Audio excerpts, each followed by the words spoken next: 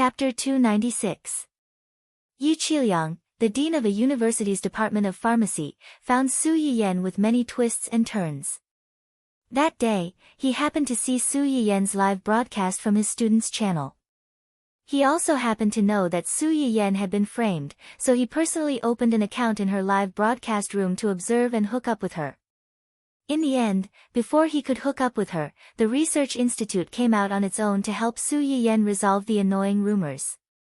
After that, Yu Qiliang did think of meeting her to discuss these resurrected ancient earth medicinal herbs with her. However, when he went to the research institute to ask the proud student who had already become the dean of the research institute about Su Yiyan, the senior told him that the research institute's director had told him that Su Yiyan was a descendant of the research institute. The other party told him clearly that the streamer was the descendant of a retired senior in the research institute.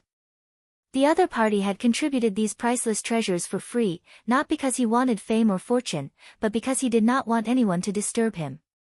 Although Yu Qiliang really wanted to meet Su Yiyan, he respected her wishes.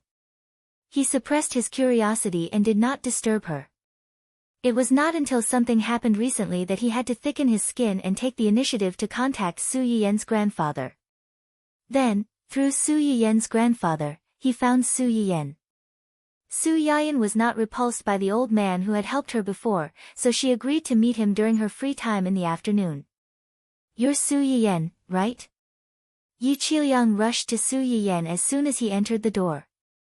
His movements were so agile that he did not look like an old man in his 60s or 70s. Yu Qiliang looked Su Yiyan up and down. He was surprised and exclaimed, "You're really beautiful. You also know Chinese medicine and medicinal cuisine. You opened a medicinal cuisine restaurant to benefit the masses at such a young age. You're a kind and good child, a good child." Su Yiyan was a little scared at first, but when she heard his string of flattery, she could not help but feel a little embarrassed. "You flatter me. I have nothing to do, so I'm just looking for a living." Yu Qiliang didn't think so. He smiled and said, "You don't have to be modest. Not to mention, with your family's conditions, you don't need to worry about making a living. If you really opened this shop for survival, you wouldn't have given those Chinese medicine seeds to the research institute for free." Su Yiyan smiled but did not reply. She didn't give out the seeds for a simple purpose. Moreover, she had investigated this professor before and knew that he was a respectable senior who had dedicated most of his life to pharmaceutical research. Therefore, she didn't argue with him. "Previously, I encountered some unpleasant things during the live broadcast. Thank you for speaking up for me, Professor. I have always been very grateful." Su Yiyan paused and sat opposite Yu Qiliang. She smiled and said, "I know that Professor Yi has always been interested in Chinese medicine. So, are you here to ask me about Chinese medicine? I did want to ask you about those medicinal herbs before, but that's not the reason why I'm here today." Su Yiyan was startled and a little surprised. "That is, I heard that you can give acupuncture to people." Su Yiyan was even more surprised. So far, she had only given acupuncture to 3 people. One was Ning Chirue, who was gradually entering the recovery period, another was Fan Weiming, who came to see her infertility, and the last was her own husband. "Where did you hear about this?" Yu Qiliang saw Su Yiyan's surprise and defensiveness. He didn't hide it and said truthfully, "Don't be nervous. I heard about it by chance at the Qi family." "The Qi family?" Su Yiyan instantly understood who the problem was. Ning Chirue.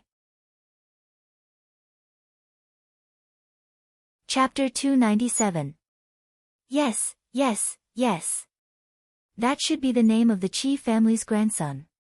Su Yiyan caught the main point and probed, "You know Ning Chirue's grandfather? Old man Qi and I are in-laws. His son is my son-in-law." Su Yiyan was speechless.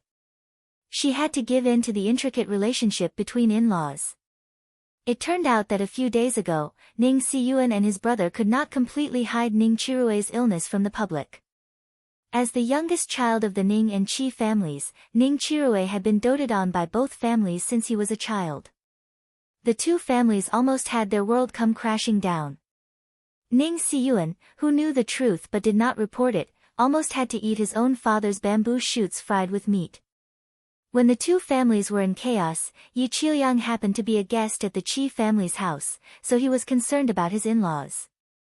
That was how he found out about Ning Chirue's illness and that someone was treating him using the ancient Earth's traditional Chinese medicine methods. Yi Qiliang could still hold himself back from looking for her when Chinese medicine suddenly appeared. However, after learning that Su Yiyan actually knew acupuncture, which only existed briefly in ancient books, Yi Qiliang could no longer sit still.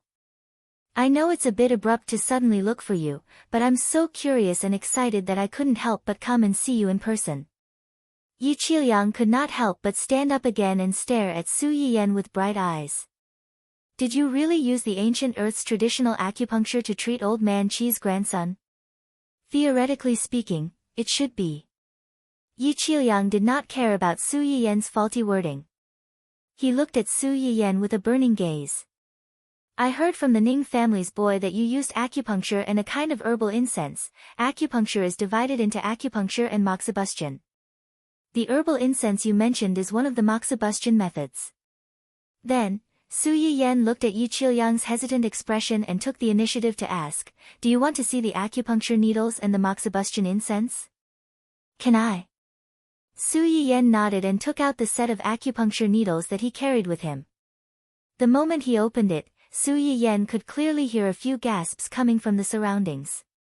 The young man beside Yi Qiliang could not help but complain, isn't this needle a little too long? Yi Qiliang was not frightened by these needles. Instead, his eyes lit up as he asked, are these the needles used for acupuncture? This is my first time seeing it. Can I touch it? The corner of Su Yiyan's mouth twitched slightly. Sure, I've just disinfected this needle before coming here.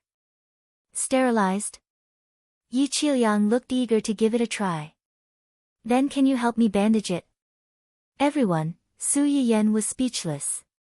In all her life, this was the first time she had met such a brave warrior who was so eager to be stabbed. Indeed, an old senior who had sacrificed himself for art was not someone ordinary people could compare to. You can forget about it. This young lady doesn't seem to be feeling very well. You can give her a couple of needles to see what happens. The young lady who was suddenly called out. I'm not, I don't want it. Today, two of Yi Qiliang's outstanding students came with him. One was a boy and the other was a girl. The girl's name was Su Yanjun, and the boy was Peng Jiaji, who had sent the video to Yi Qiliang and asked him to take notice of Su Yiyan. No need, I'm fine. As soon as Su Yanjun finished speaking, she could not help but let out a particularly loud burp. Burp, Su Yanjun, everyone. Chapter 298. Su Yiyan chuckled. How long have you been burping? You've been burping since you came in. Su Yanjun opened her mouth and was about to say something, but she couldn't help but burp again. The courage that she had worked so hard to muster was mostly gone with the burp. She said miserably, it started the day before yesterday. I didn't take it to heart at first, but I didn't expect it to get worse in the past 2 days. Burp, Su Yanjun burped as she spoke. It was fine when she didn't speak, as she could hold it in. But now, it was like a switch was turned on, and she would burp every few seconds. Su Yanjun couldn't stop trembling every time she burped. She looked funny and pitiful. Burping is also called hiccup in Chinese medicine. There are many reasons to cause hiccup. It can be fear of the cold or stomach heat. Give me your hand and I'll take your pulse. You know how to take pulses? Yi Qiliang exclaimed. He stared at Su Yiyan as if he was looking at a talking golden doll. Su Yiyan was embarrassed. I know a little. Su Yanjun heard Su Yiyan's words and subconsciously glanced at her teacher. She found that his attention wasn't on her at all. She turned to look at her senior for help. Peng Jiaji received his junior's pleading gaze. His expression changed slightly, and he comforted her in a low voice. It's okay. We're all here. She won't do anything to you. Our dean is considered an authority in this area. If she doesn't have real skills and dares to exaggerate in front of the dean, isn't she seeking her own death? Also, didn't you see the recording in the live broadcast room? Maybe she really has a way.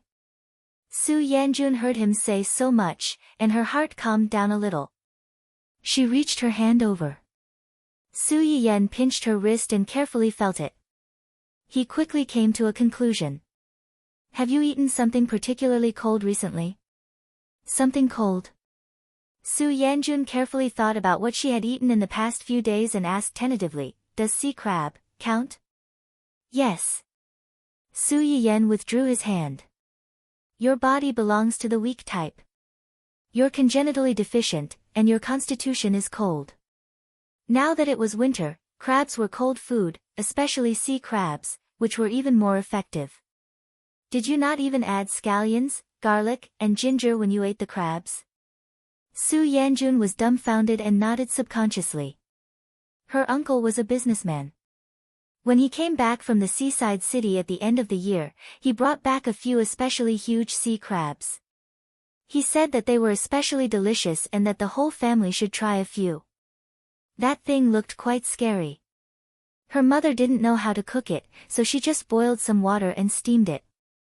Then, she added some salt and was done. Now that Su Yiyen mentioned it, she suddenly remembered that on the night she ate the crabs, her stomach did not feel well and she had diarrhea twice. When he woke up the next day, he started to hiccup. When eating seafood, it's best to add some ginger, vinegar, and white wine. Otherwise, not only will it taste fishy, but it will also be cold and can't be suppressed. Su Yanjun looked embarrassed. She thought to herself that she hadn't eaten seafood in the past few years, so how would she know about these taboos? She didn't think that her condition had anything to do with her uncle.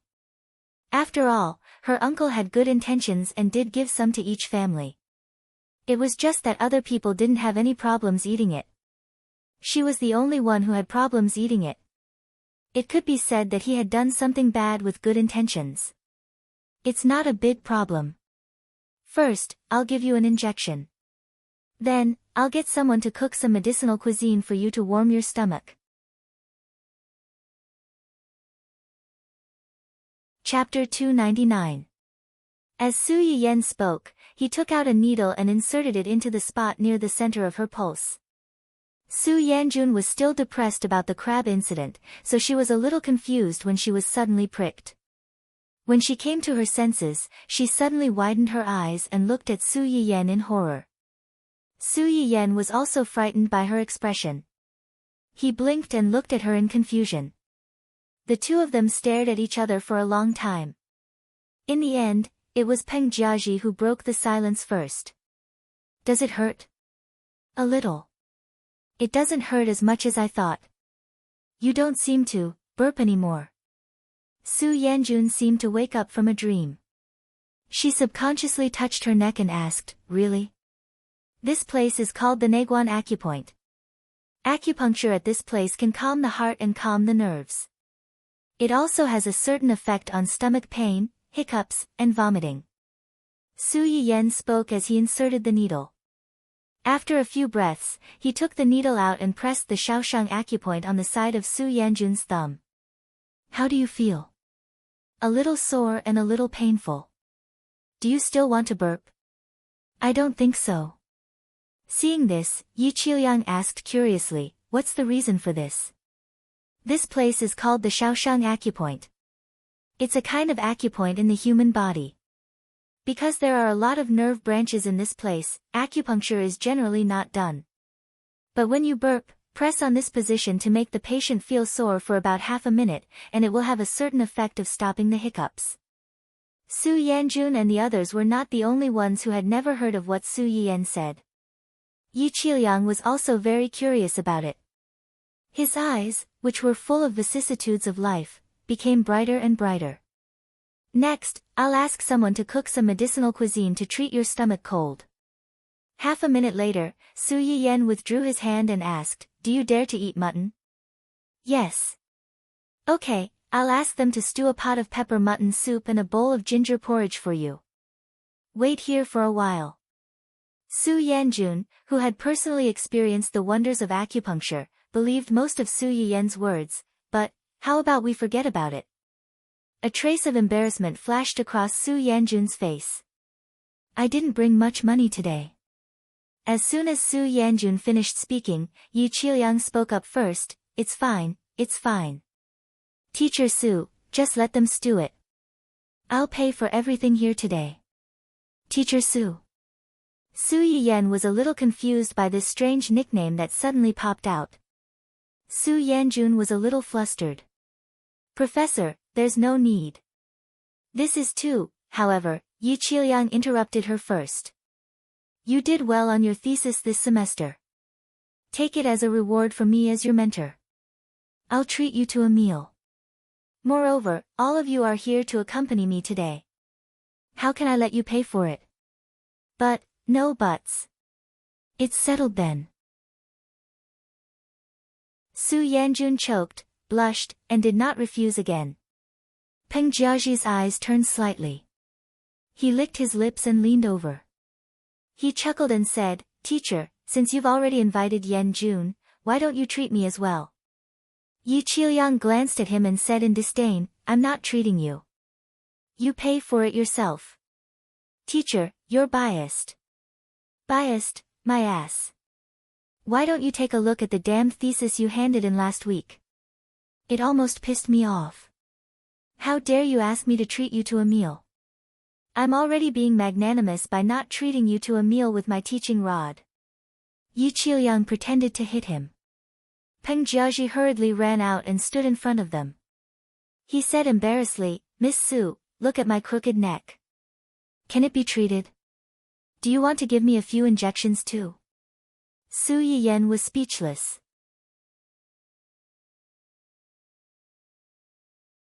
Chapter 300.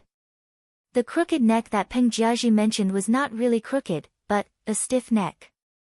A week ago, Peng Jiaji went back to his hometown. Due to the new house moving, he temporarily stayed at his uncle's house for 2 nights. He was used to a soft pillow, so after sleeping on his uncle's hard, super high pillow for 2 days, he could not move his neck anymore. It hurt when he tried to straighten it slightly, and it turned a good young man like him into a crooked neck. If this continued, how could he find a wife in the future? Wasn't this a blatant warning to girls not to hang themselves on his crooked neck? Su Yiyen got up and pressed him into the chair. She looked around for a while with a serious expression. Peng Jiaji's heart suddenly thumped, and he trembled as he asked, Can it be cured? Yes. Su Yiyen pondered for a moment, but you don't need to use acupuncture. Let me give you a massage. Massage? Yi Qiliang's mind was hooked by this new term. It's also a kind of treatment technique. If it's light, it can dredge the meridians and adjust the blood flow. If it's heavy, it can set the bones. However, a normal newbie should pay attention to the control of strength. If the strength is too light, it will not be able to achieve the treatment effect.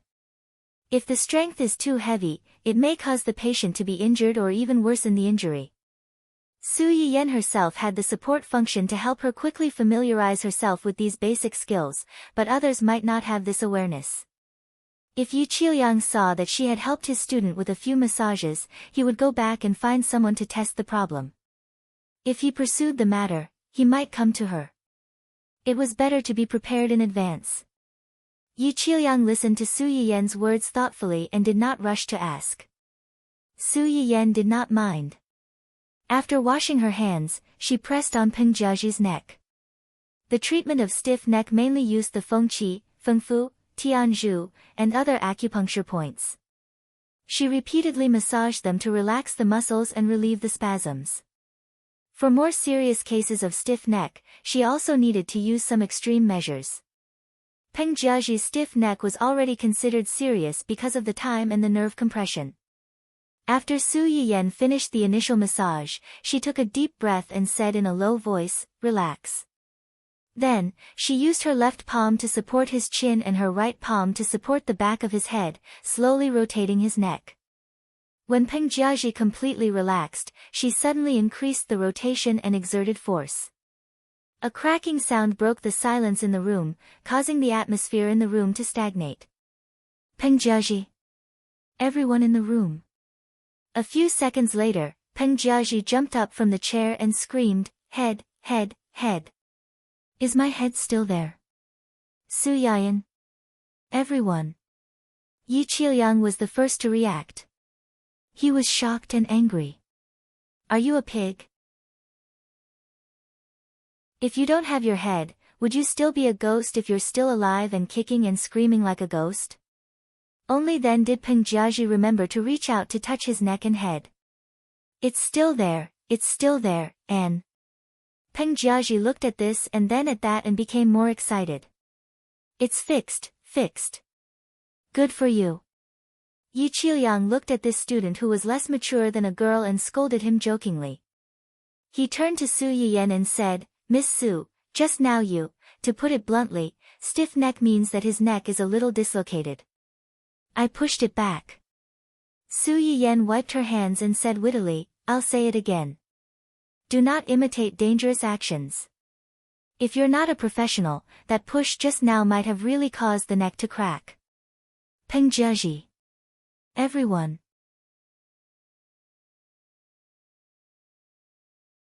Chapter 301.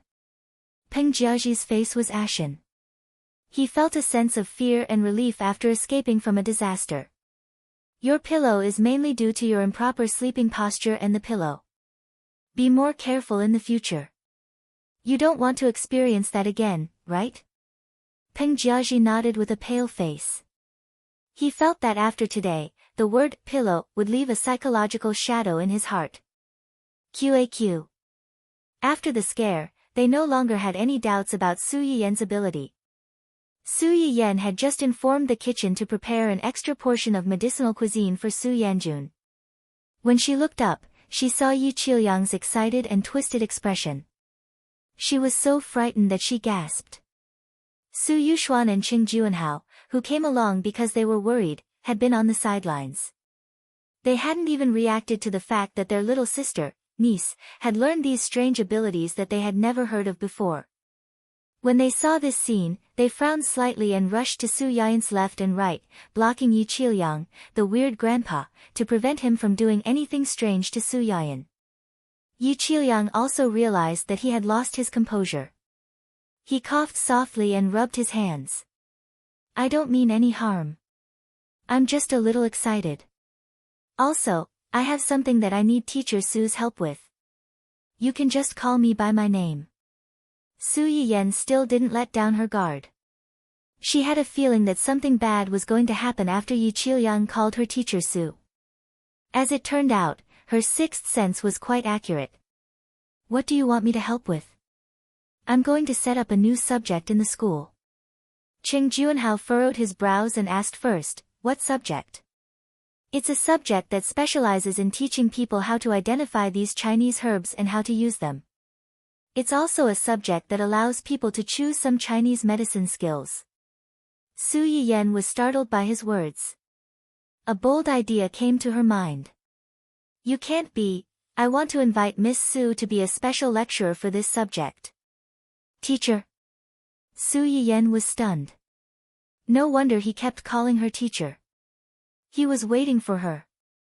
No. I can't do it. I've never wanted to be a teacher. Moreover, my ability isn't enough to teach others. You think too highly of me." Yi Qiliang only felt that she was being modest. "If you can't do it, I'm afraid no one else in this world can. Before I came, I had some doubts. But now that I've seen your ability with my own eyes, I've underestimated you." The expression on Su Yayan's face froze.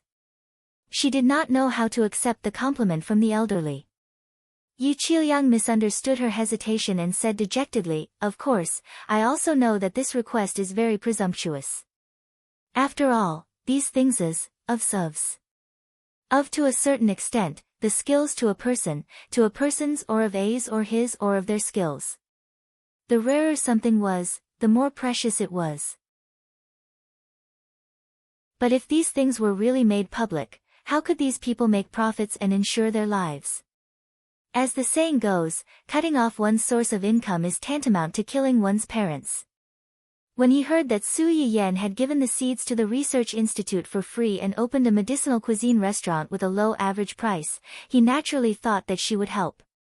But he neglected the fact that she was willing to take out these things because he was magnanimous. But if he forced her to take out these things, he would be asking for a yard after taking an inch, and his morals would be taken hostage.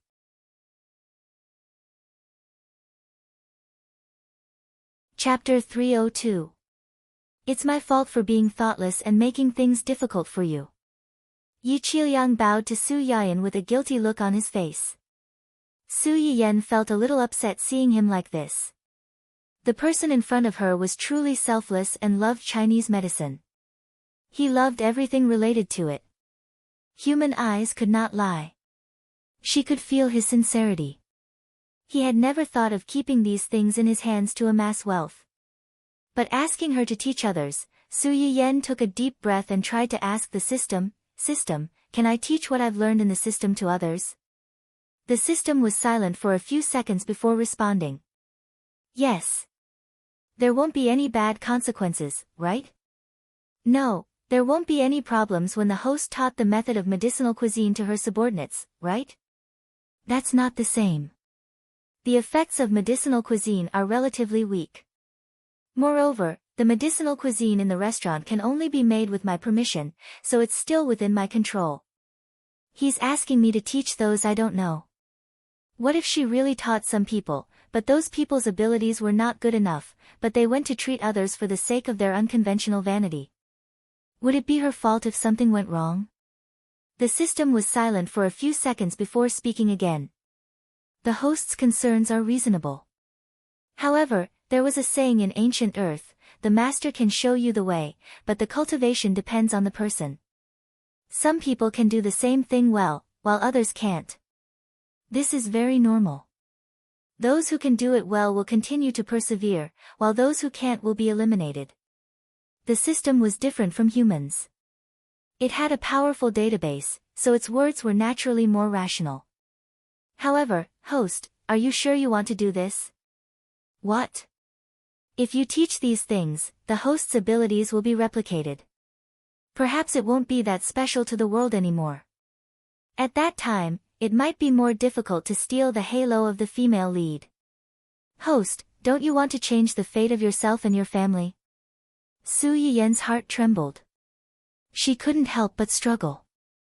After Yi Qiliang apologized, he didn't want to disturb her any longer. He left with his 2 students. However, 1 second before he walked out of the room, Su Yiyan called out, Professor Yi, I need to think about it. Yi Qiliang stopped in his tracks and turned to look at her in surprise. Su Yiyan avoided his eyes, not allowing him to affect her too much. I need some time to think. The fact that Su Yiyan did not reject him directly meant that he was still struggling in his heart. He was not completely indifferent to his proposal. A glimmer of hope appeared in Yi Qiliang's eyes again. His eyes reddened as he said, all right. Take your time to think about it. There's no rush. No matter what decision you make, you don't have to worry. It was easy to refuse a purposeful plea, but a humble plea could always soften one's heart. After Yi Qiliang and the others left, Su Yiyan heaved a huge sigh of relief. However, she saw her brother and uncle looking at her with complicated expressions. What's wrong? Is there something on my face? Qing Juanhao's face was unprecedentedly serious. Yan, how do you know all these things? Clearly, I've never heard you mention them before. Su Yushuan echoed, that's right. We've lived together for over 20 years. As your older brother, I actually didn't know that you knew all these strange things. The medicinal cuisine from before was one thing, but now. Su Yushuan never realized that the little sister he had doted on since childhood was so unfamiliar.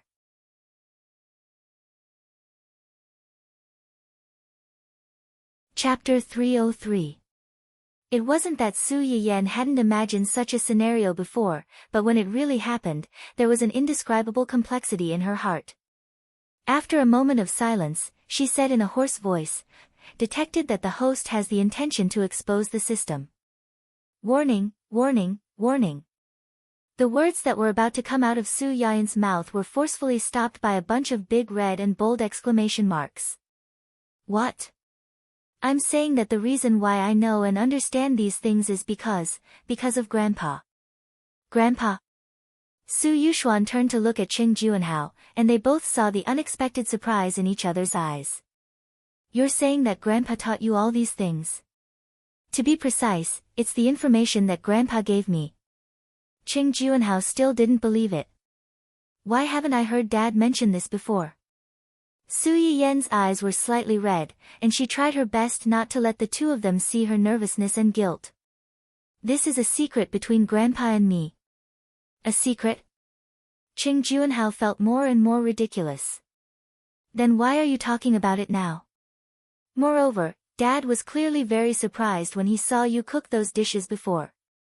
Most importantly, if his father already knew about these things, then why didn't he say a word for so many years when he could have helped them? Why did he just watch them do all kinds of things for their child? Su Yiyen knew what Qing Juanhao wanted to say, so she hurriedly explained, I got the medicinal cuisine recipe from an old friend of Grandpa's who passed away 2 years ago. Although Grandpa knew about it, he didn't know what was written in it. An old friend who passed away.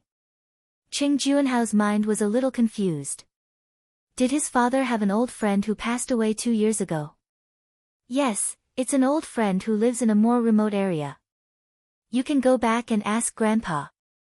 Qing Juanhao was originally skeptical of Su Yiyen's words, but after seeing how certain she was, he was a little shaken.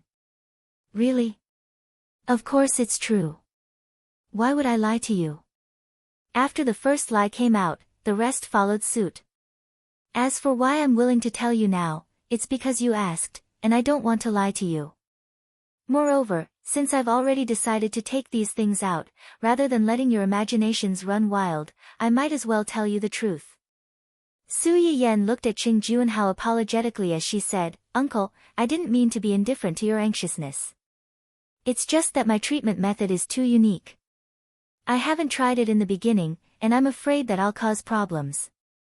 Also, before this, I wasn't sure if I could really help you. I was worried that if I gave you hope, you wouldn't be able to get pregnant. Qing Juanhao's face finally looked better. He also realized that he had pushed himself into a dead end. He sighed softly and said, I don't blame you. Your aunt won't blame you either. We should be thanking you that she's pregnant now. Su Yiyen smiled and secretly breathed a sigh of relief. Su Yuxuan still felt that something was wrong. She frowned and said, I believe you when you say that Grandpa gave you the information. After all, Grandpa has so many books. It's reasonable for you to occasionally find 1 or 2 miscellaneous books that you're interested in. But what about those medicinal herb seeds? Su Yuxuan stared at her sister, trying to find an answer from her eyes. How do you explain those medicinal herb seeds? I heard that those seeds aren't in the research institute. Where did you find them?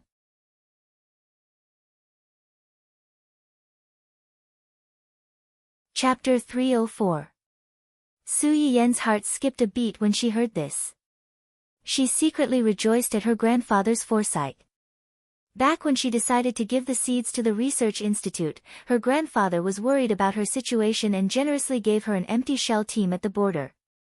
To the outside world, it was said to be involved in all kinds of zoology and botany research. Su Yiyen's Chinese herbs were accidentally discovered there. Of course, this empty shell team was just a false name to deceive some observant people.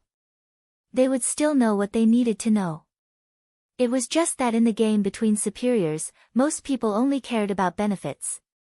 They had a tacit understanding that no one should cross the line. Those seeds were the research results of one of my grandfather's subsidiary companies.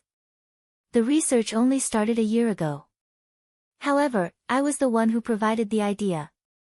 After Su Yiyen finished speaking, she glanced at her brother and snorted coldly. She pretended to be angry and said, "If you don't believe me, you can ask grandfather." Su Yuxuan looked embarrassed and said, "Okay, okay. It's not that I don't believe you. I'm just worried that you'll be deceived." Su Yiyan raised her eyebrows and sneered, "Deceived? Are you saying that grandfather lied to me?" "No, no. I definitely didn't mean that." Su Yuxuan didn't have as much face as his sister in front of grandfather Cheng. In front of this elder, he was just like his brothers and sisters in the same generation. He was more or less afraid. Now that Su Yiyan mentioned grandfather Cheng, he was at his wit's end. He quickly raised the white flag and begged for mercy. "It's my fault. I said the wrong thing. My good sister, please don't tell grandfather what I said. Now you know how to be afraid." Su Yiyan crossed her arms and turned her head away with a smug look on her face. Neither of them could see the relief on her face. For the time being, she managed to fool the issue of her ability. However, Yi Qiuliang's matter was still a big problem. "What do you plan to do about what the old professor just said?" Su Yiyan shook her head and said dejectedly, "I don't know." Su Yuxuan knew that her sister was soft-hearted and couldn't stand other people begging her. She frowned and reminded her, "If you don't want to, just refuse. It's no big deal. The thing is in your hands, so it's yours. You have the right to decide whether to teach it or not." The familiar concern and protection made Su Yiyan relax a little. She smiled and said, "I know. I will think about it carefully. Your grandfather and I have to go back tomorrow. I'll leave Shueru and the child to you."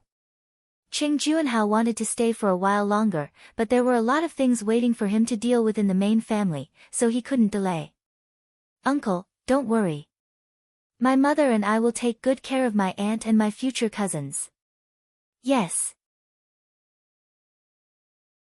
Su Yiyan, who had carefully dealt with the two of them and did not reveal any flaws, collapsed on the chair as soon as the two of them left, as if he had just fought a great battle. After she caught her breath, she immediately contacted her grandfather, who had been dragged into this mess by her.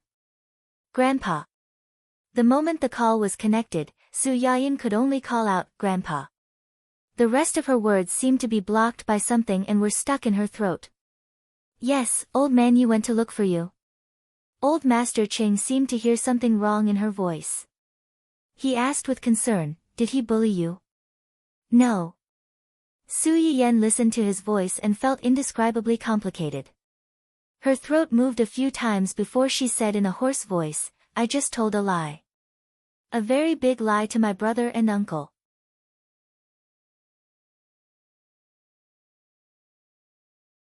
Chapter 305. After that, Su Yiyan didn't need Grandpa Cheng to ask further. She repeated what she had just said to the two of them word for word.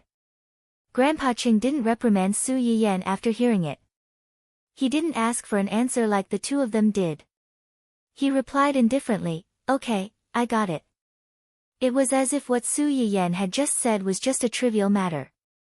Su Yiyan's heart was heavy. In front of this elder who had always tolerated her and helped her, she showed her truest and most helpless side. "Grandpa, why don't you ask? They all want to know. Why don't you ask?" Grandpa Cheng was silent for a long time before he sighed. "It's normal for young people to have their own little secrets. You've had your own ideas since you were young. Grandpa knows your temperament. If it wasn't for a particularly difficult reason, you would never lie to your family. Yan, you have to remember that even if everyone forces you, Grandpa will always stand by your side unconditionally. He will help you keep your secret and protect you. So, don't feel too much pressure in everything. Grandpa is here." When Su Yiyan heard this, she finally couldn't hold back the tears in her eyes. In this uncertain future, she was able to have a family member and an elder who supported her unconditionally. He told her that Grandpa was here. She didn't have to feel any pressure. No matter how heavy the snow was, he would be at the front to help her. In his eyes, she would always be a child who needed to be protected. She would always be a junior who was worthy of his trust. What happened today made Su Yiyan upset. She originally planned to go to the Upper East City in the afternoon to check on the situation, but her plan was put on hold.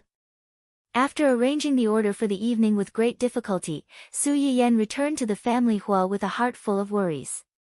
Hua Qinhuan didn't expect Su Yiyan to come back so early.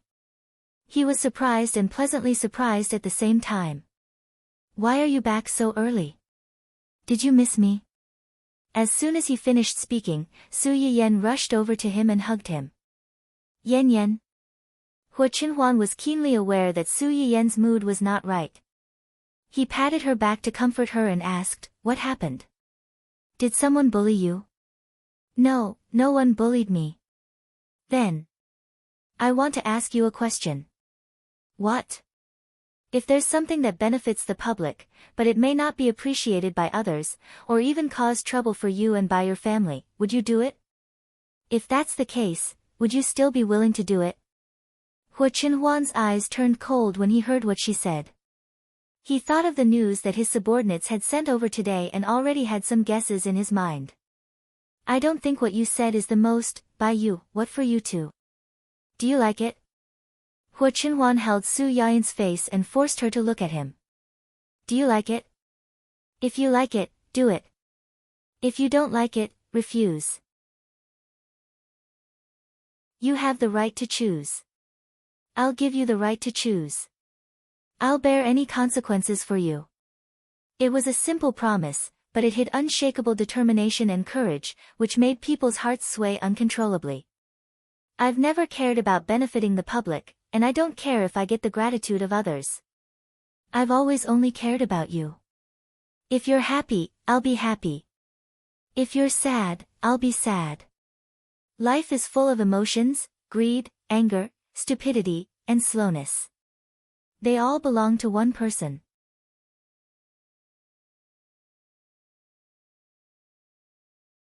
Chapter 306. Su Yiyan was amused by Hua Qinhuan's words. As she laughed, tears came out of her eyes. "Grandpa and you'll spoil me like this." Hua Qinhuan used a little strength and placed Su Yiyan on his lap. He teased, "I'm curious. What will you be like after I spoil you?" Su Yiyan laughed. "I'll probably be spoiled and arrogant. I'll climb over your head and show off. For example, if I'm in a bad mood today, you'll sleep in the guest room alone tonight." Hua Qinhuan's eyes darkened, but he said, "You've been wronged outside and are in a bad mood. It's natural for me to let you sleep in. But I'm afraid I won't be used to sleeping in separate rooms." Su Yiyan. "You won't be used to it. Didn't you sleep alone before? We've only slept together for 2 days, and you're already not used to it. You've developed this habit too quickly. If I wake up in the middle of the night and miss you, and there's no way to enter your room from the front door, I'm afraid I can only learn from others and sneak in through the window." "You'll climb through the window?" Su Yiyan was angry and amused. "Are you crazy? Aren't you afraid of falling if you climb through the window?" Su Yiyan couldn't say that word. She could only glare at him. Hua Qinhuan wasn't scared off by Su Yiyan's glare.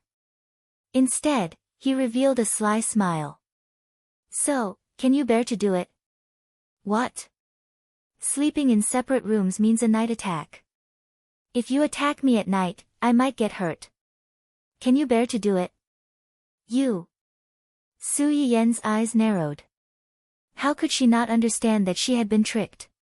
She couldn't bear to hit him, and she didn't know how to scold him. In the end, she could only snort coldly to express her dissatisfaction.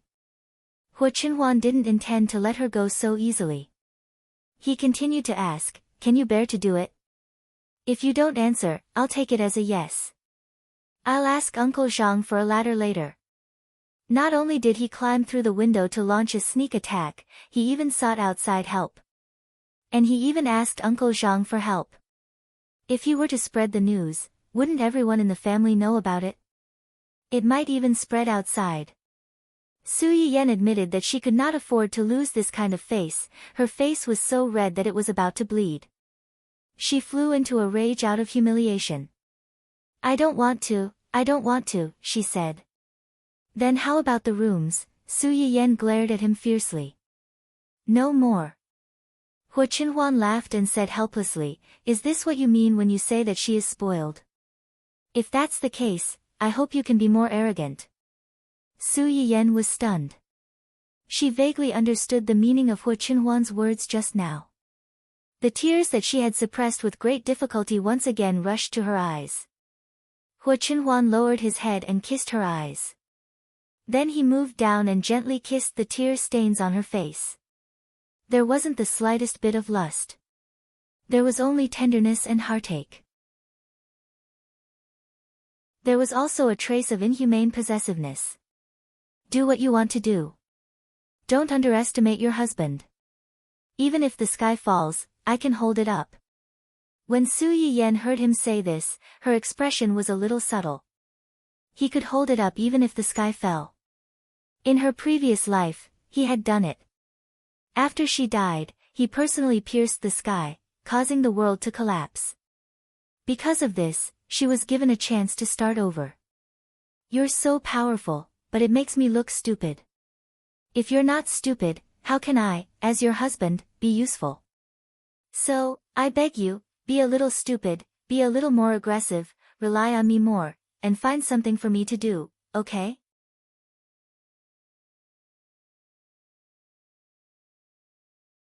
Chapter 307. Hua Qinhuan's comfort stabilized Su Yiyan's emotions, but she did not come to a conclusion immediately. Not to mention whether she would agree to Yi Qiuliang's proposal in the end. Even if she did, she should think about what to ask of him. The next morning, Su Yiyan woke up early to report to Upper East City. The variety show from before has ended? Yes, it just ended this Friday. Xia Junqing followed Su Yiyan into the office and gave her a brief report of what had happened in the company during this period. There were 7 people in the final group, and 3 of them were from our company. Su Yiyan sat on the person in charge's swivel chair and simply turned around. She asked curiously, 3 people? Who are they? They are Zheng Qiuying, Huang Zitong, and Yun Luoshan. Yun Luoshan? That little girl beside you sure last time? Su Yiyan raised her eyebrows. If she remembered correctly, that girl seemed to be in the 20th position at that time, which was why she was squeezed out by Wen Jingping. How long had it been? Had she improved so much? How are her abilities? She sings very well. Her voice is quite recognizable and steady. She's not very good at dancing. Xia Junqing was a little surprised that this girl could persist until the end. I heard that she tried her best to suppress Wen Jingping in the second half of the show. She worked very hard. Su Yiyan nodded thoughtfully and smiled. She knows how to use her strength to shut people up, not her ability and bravery. Not bad. It's just that most young people her age don't have independent opinions and are easily influenced by others. Who's her manager? How's his character and ability? Her manager's surname seems to be Chow. He's been in the company for almost 2 to 3 years. His surname is Chow. Su Yiyan frowned. Has he groomed any famous artists? I don't think so. Su Yiyan pondered for a moment, then turned her attention to the other 2 people. What about the other 2? How are your abilities? The other 2 are more versatile types, especially Zheng Qiuying. She's now the captain of a group. Both of them are very popular and can develop in the direction of being versatile artists. Xia Junqing subconsciously glanced at Su Yiyan when he said this. These 2 were the ones that Su Yiyan had specifically mentioned that they could focus on nurturing. With their abilities, even without Su Yiyan's words that day, the company would definitely focus on promoting them. However, he was able to tell with a single glance that these 2 were more capable than the others. This insight was enough to make him treat them differently. To put it bluntly, an entertainment company was just an investment, and the company's artists were their investment targets. If the value that the artist brought to the company exceeded the resources that they had obtained for him, it meant that the investment was a success. Otherwise, it would be a failure. As a company's decision-maker, it was crucial to the company's future development whether he could become one of the best steeds that Bo Lu had chosen, or whether he would be blind and miss the pearls of the sea because of a pile of fish eyes. Su Yiyen pondered for a moment, as if she had already expected this outcome. Where's their manager? Is he the same as Yun Luoshan? That's not it. Xia Junqing flipped through the relevant information of the two and quickly found the information about this manager. He's a newcomer behind the scenes. He used to do variety shows. The reason why he can manage Xing Qiuying and the others is that they were discovered by him.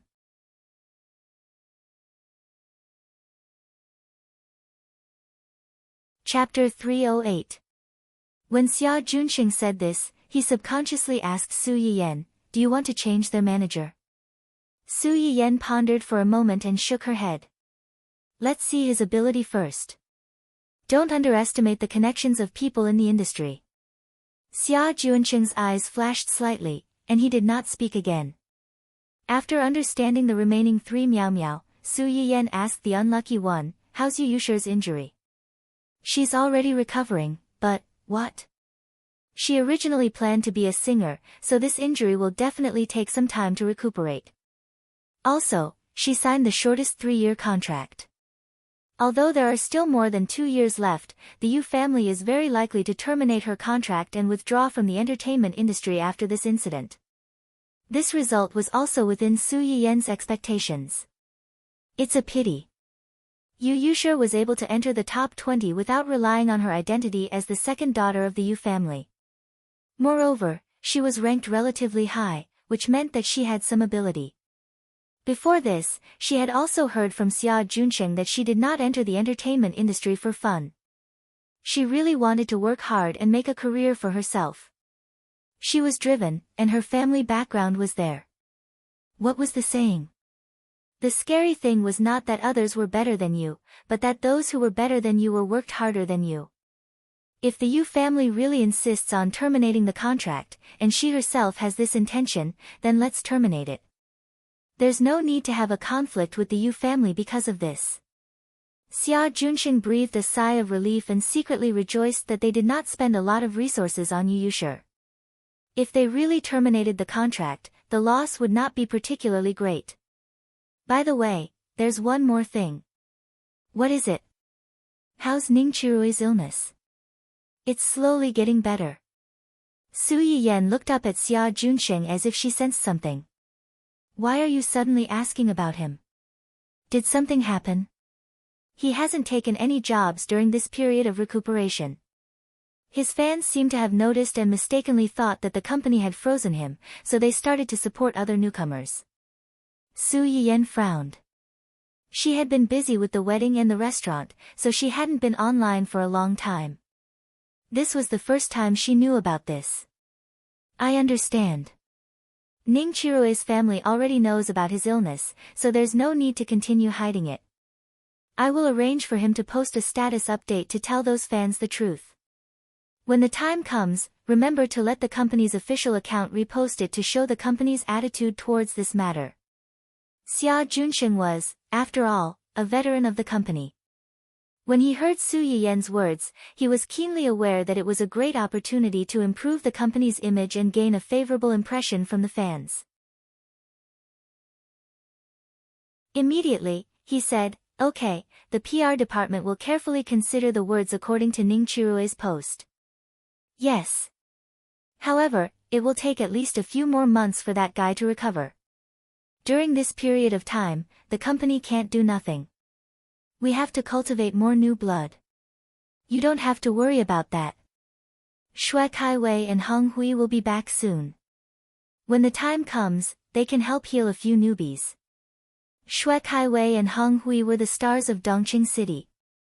One was a movie queen, and the other was a heavenly king. With these two top stars leading the way, the newbies could indeed take fewer detours, but, be careful. Don't end up with a bad reputation. The gains don't make up for the losses.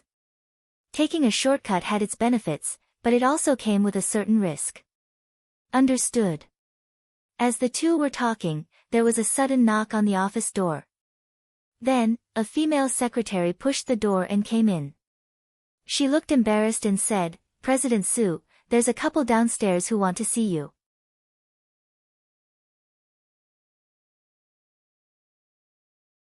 Chapter 309. Couple. Su Yiyen's face darkened. She immediately thought of two people. After going around in circles, were they back to the original plot? But this time, Xia Junxing frowned when he heard the female secretary's words. He said sternly and unhappily, "Are you just going to let them do as they please? What did I tell you before? Outsiders have to make an appointment in advance to see President Su. We are an entertainment company. How can we casually let unknown people in? What if something happens? If those two dare to cause trouble here, we'll get the security to kick them out." But the female secretary looked troubled. "But those two people said that they knew Director Su and were his friends. They even threatened to fire us if we didn't come up and report." Su Yiyen laughed sinisterly. "I don't know when I got to know such arrogant and domineering friends." "Did they say what their names were?" Yes. The man said his surname was Hua. Hua. Could it be? Xia Junxing instinctively looked at Su Yiyen with a subtle expression. Su Yiyen saw through his thoughts. The corners of her mouth twitched. She said helplessly, "Do you think the group of people downstairs would be able to stop my husband if it was him?" Xia Junxing was slightly taken aback. Wasn't that right? If the new son-in-law came, these people would probably bring him up directly, let alone report to him. Also, she just said that they were a couple. Wasn't he afraid that she would skin him alive when they got home? At that moment, Hu Chenhuan, who had just received news that those two people were looking for trouble with his wife, suddenly felt a chill run down his spine. The raging anger in his heart suddenly subsided. Xia Junxing couldn't help but rub his nose awkwardly when he heard this. He was so focused on the fact that the man's surname was Gu that he forgot that the female secretary had mentioned that they were a couple. However, the couple's surname was Hua. Could it be? Xia Junxing's face completely darkened when he thought of this. "Since they're already here, let's go down and meet these ignorant weirdos," said Su Yiyen as she walked out. Xia Junxing was worried and hurriedly followed. "Yayan, those two people are making a fuss downstairs, asking to see you. It's obvious that they are not here with good intentions. Wouldn't it be too?" Before Xia Junxing could finish, Su Yiyen interrupted him, "What we want is for them to come with ill intentions. Have you forgotten who I am now? What was his identity?" Xia Junxing frowned slightly and answered tentatively, "The boss of the East City?" "No, I'm Hu Chenhuan's wife, Mrs. Hua's family Hua." Xia Junxing was stunned. After her reminder, he finally remembered the messy relationship in the family Hua. For a moment, he didn't know what to say. Why are there a few people carrying cameras over there? Did they bring it? Su Yiyen had just come down from upstairs when she saw a few reporters with cameras blocking the entrance of the company from afar. The female secretary followed closely behind Su Yiyen and answered cautiously, "I don't think so. These people seem to be here to interview a few of our company's female artists." "Interview?" Su Yiyen narrowed her eyes and joked, "In a while, go over and lure them closer so that you can take more photos." "Su, photos? Just say that our company is giving them a piece of big news for free. In exchange, they can't ask any random questions when interviewing our artists."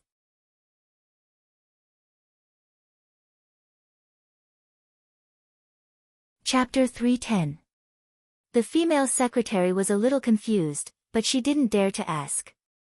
While Hu Xiaofeng and his assistant were focused on Su Yiyen, she hurriedly ran out and negotiated with the people carrying the cameras. When Hu Xiaofeng and his assistant saw Su Yiyen coming down, they immediately rushed over aggressively. Su Yiyen narrowed her eyes and didn't go down. She just stood on the stairs with her arms crossed and looked down at the two of them. "What are you doing here? It seems that what happened 2 nights ago wasn't enough to teach you a lesson. You've only been in the hospital for a day, and you're already out."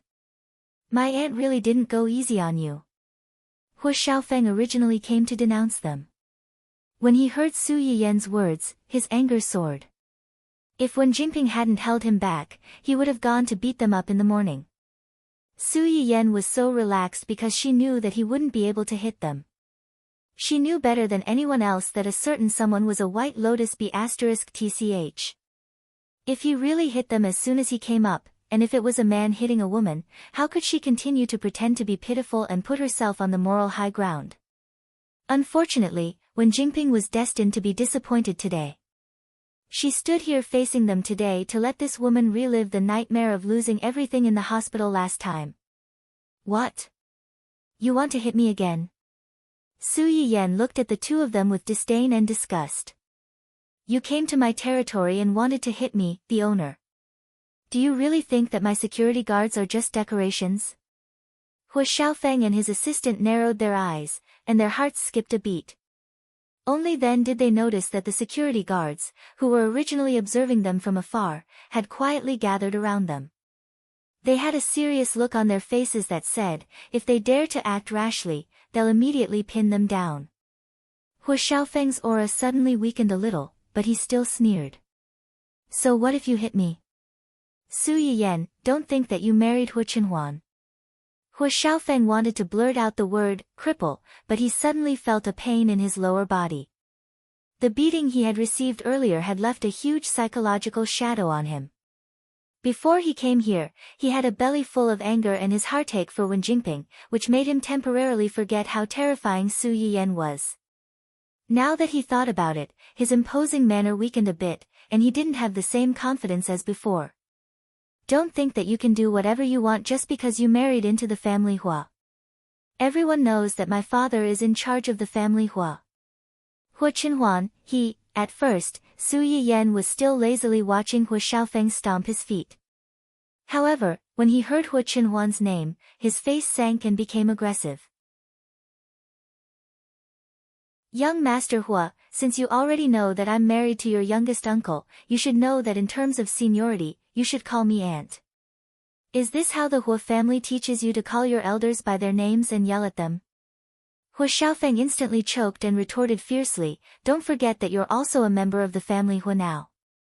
Oh, if that's the case, I shouldn't have said that. Let me correct you. Is this the way your family Hua, who has already moved out of the old mansion, is raised? As soon as these words came out, Hu Xiaofeng's face turned completely green. It could be said that the head of the family lived in the old mansion. It was a common rule in every family. However, when Hu Qinhuan's father left a will, he gave the Hua Corporation to Hu Qihan, but the old mansion was given to Hu Qinhuan. As a result, their family had no choice but to move out of the old mansion, which made them the butt of many people's jokes. Su Yiyan brought up the old matter at this time, and it was obvious that she was poking at their hearts.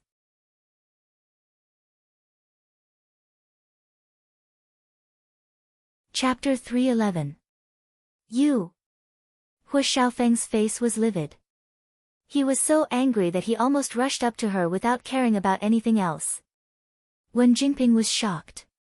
She quickly hugged his waist and stopped him. Xiaofeng, calm down, calm down. How do you expect me to calm down? This B***tch is clearly, Xiaofeng. It was rare for Wen Jingping to yell at Hu Xiaofeng in a loud voice. In her heart, she also felt a trace of resentment and disdain for the man she had chosen. If Hu Xiaofeng's impulsiveness had been a big advantage in her eyes before, then after experiencing how he couldn't protect her in front of her parents and dragged her down at such a critical moment, this advantage had become completely useless.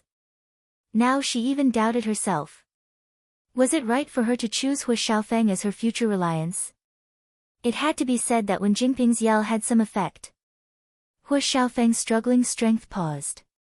He looked at Wen Jingping with a bit more accusation in his eyes. Wen Jingping lowered her eyes to avoid his gaze, hiding the impatience and annoyance in her eyes. Miss Su, Xiaofeng was just too anxious. He didn't want to have a conflict with you. You are a magnanimous person. Don't lower yourself to his level. Oh. Su Yiyan responded indifferently and waited for Wen Jingping's performance. Wen Jingping didn't expect Su Yiyan's reaction to be so cold. She was a bit choked at the moment. After a while, she finally found her voice again. She said softly and weakly, "Actually, we came here today to ask Miss Su something in person." Su Yiyan didn't answer. Wen Jingping waited for a while before she awkwardly continued, "We want to ask Miss Su, are you the current boss of Dongqing City? And, is Dongqing City also involved in the investment of Future Star? This should have nothing to do with you, right?" Hu Xiaofeng suddenly became anxious. "How can it have nothing to do with us? Little Ping, she..." Wen Jingping took a step forward and interrupted Hu Xiaofeng before he could finish his sentence. "Miss Su, I admit that I've wronged you before. But no matter what, this is still a private matter. You're being irresponsible to your company and your employees." "That's right. You're being irresponsible." Su Yayan was almost amused by her righteous accusation. "My employees know very well whether or not I'm responsible for my company and my employees. Where did you, an outsider, get the courage and shamelessness to point fingers at me? Are we close?" Wen Jingping was stunned. She opened her mouth and was about to say something when Su Yiyan waved at the girls at the front desk and asked them to come over. "This lady said that I'm not responsible for the company, and I'm not responsible for you. Is that what you think too?" The girls looked at each other, not knowing what to do. "It's fine. Tell me honestly, how have I treated you? How has the company treated you?" "I promise that no one in the company, including me, can do anything to you. There are so many people here who can be witnesses. The company is very good. We have all the benefits we should have. We don't have too much work on a daily basis, and we've never been deducted during holidays. And the people in the company are very kind, unlike some companies that don't treat the receptionists as human beings." With the first one, the few people behind him were no longer nervous. They hurriedly echoed, "Yes, yes, yes. Our company's atmosphere is very good.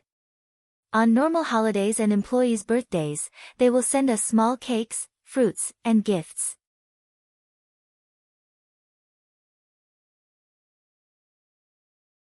Chapter 312. In my opinion, these are not the most important things. Isn't the most important thing that you can meet all kinds of stars at the gate every day and ask for their autographs occasionally? The girls were chattering about the various benefits of the company and did not notice the extremely ugly faces of the two men. When Jingping saw that before she could accuse Su Yiyan of using public resources for personal gain, Su Yiyan changed the topic and inexplicably promoted the employee benefits of Su Yiyan's management company. Her expression was extremely ugly. Hu Xiaofeng frowned and jumped out almost immediately after hearing their discussion. "You are the boss of the company.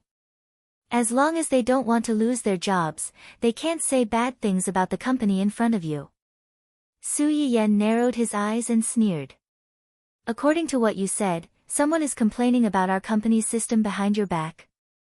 Since everyone is here today, why don't you call that person out and confront him?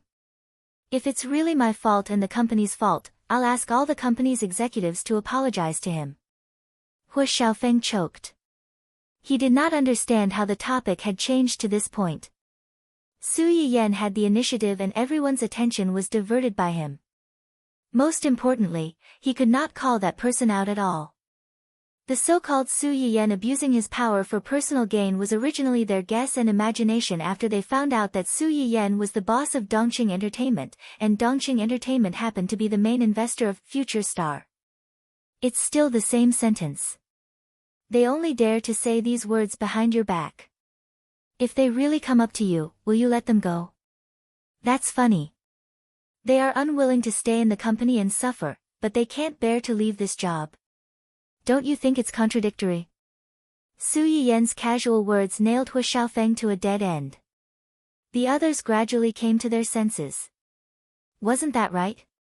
According to Su Yiyan, the so-called employees that Hu Xiaofeng mentioned were people who were dissatisfied with the company but were reluctant to leave because of the benefits that the company could bring them. Was his complaint about Hu Xiaofeng just a casual remark out of spite, or was he purposely urging Hu Xiaofeng to be the first to stand out for him? If it was the former, then Hu Xiaofeng's actions could be considered as meddling in other people's business. That employee probably hated him now. If it was the latter, then Hu Xiaofeng was an idiot. He had been sold, yet he still wanted to count the money. No matter which type it was, he belonged to the thankless type. The gazes of the people around him instantly became thought-provoking. What a pity, he looked like a dog, but his brain wasn't that smart. How could Hu Xiaofeng not see the pity and mockery in everyone's eyes? He was a young master who had been spoiled since he was a child. How could he endure such humiliation? His face was as black as the bottom of a pot. Su Yiyan only felt an indescribable sense of irony and satisfaction. Of course, she knew that Hu Xiaofeng couldn't find the culprit. Because she knew very well that the reason why Hu Xiaofeng was angry was because of Wen Jingping, and not because of the so-called internal employees of the company. But if she thought about it carefully, this virtual employee was very similar to Wen Jingping. For her own benefit, she asked Hu Xiaofeng to bring her here. She watched with an innocent and hurt face the whole time. She asked Hu Xiaofeng to stand up for her and added fuel to the fire from time to time. She didn't seem to have much of a presence, but in fact, she simply treated Hu Xiaofeng as a marionette. Only Hu Xiaofeng, the idiot, didn't realize it and thought that he was the dominant one between the two.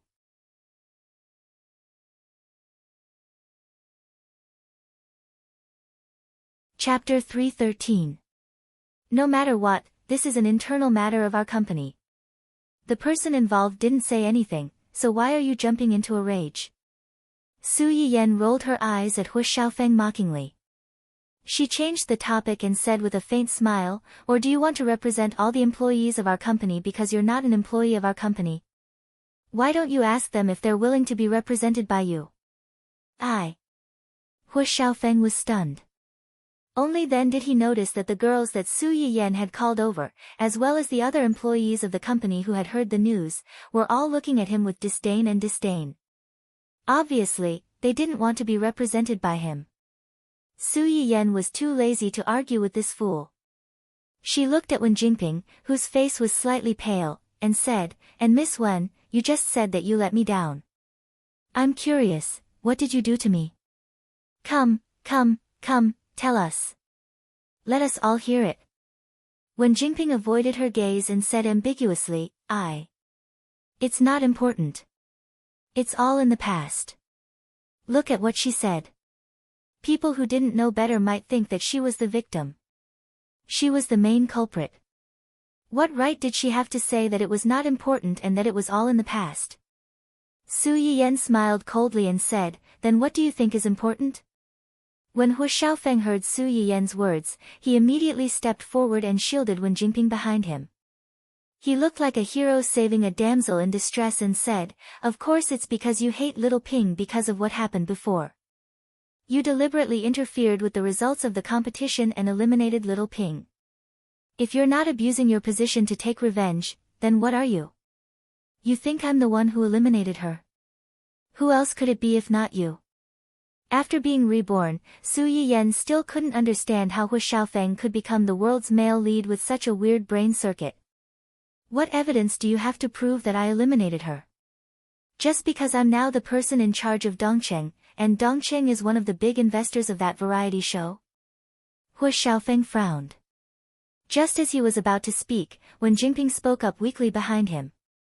"I know my ability is limited, but in the end, Dongcheng took up 3 spots. Although I'm not saying that they're bad, isn't this kind of result a little unfair to those girls who worked hard?" When Jingping made it sound as if the reason why the 3 girls in her company were able to survive until the end was because of the company's investment. With just a few words, he had erased all the hard work of others. How vicious was his mind? Even Su Yiyan could not help but get angry. She immediately retorted, "Look at what Miss Wen is saying. How capable are the artists in our company? How capable are you? Don't you have any idea?" When Jingping was not prepared for Su Yiyan's sudden attack. She was stunned for a few seconds before she thought of retorting, but she was rebuked again. In Miss Wen's opinion, what do you think is fair? What is the competition in the entertainment industry? It's a competition of popularity and ability. You just said that our company took up 3 spots among the 7 people in the end. That's right, I'm proud of those 3 girls.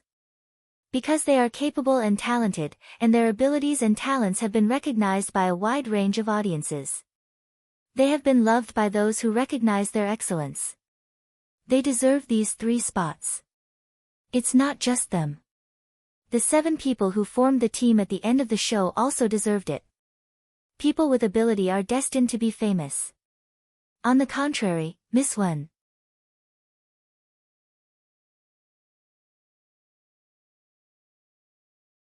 Chapter 314.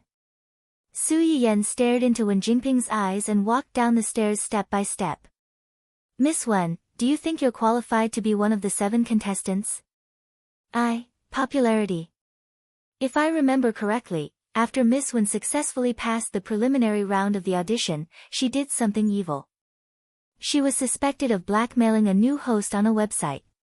However, she was countersued and lost a lot of money. As a result, her popularity plummeted. After that, there was a quarrel between the top 20 contestants. She caused a lot of trouble and caused a huge negative impact on the program team. Wen Jingping's face was livid. She opened her trembling mouth and wanted to refute, but she realized that she could not say anything. According to the contract of the program team, the female artists participating in the program must ensure that their reputation is positive during the recording period. During this period, if the artist's negative reputation affects the program team has the right to withdraw the artist from the competition and ask the artist to compensate the program team for the series of losses caused by her. This contract requirement was very common. Most of the contracts signed before going on variety shows, shooting commercials, and joining the production team would have such a clause. After all, investors also needed to make money.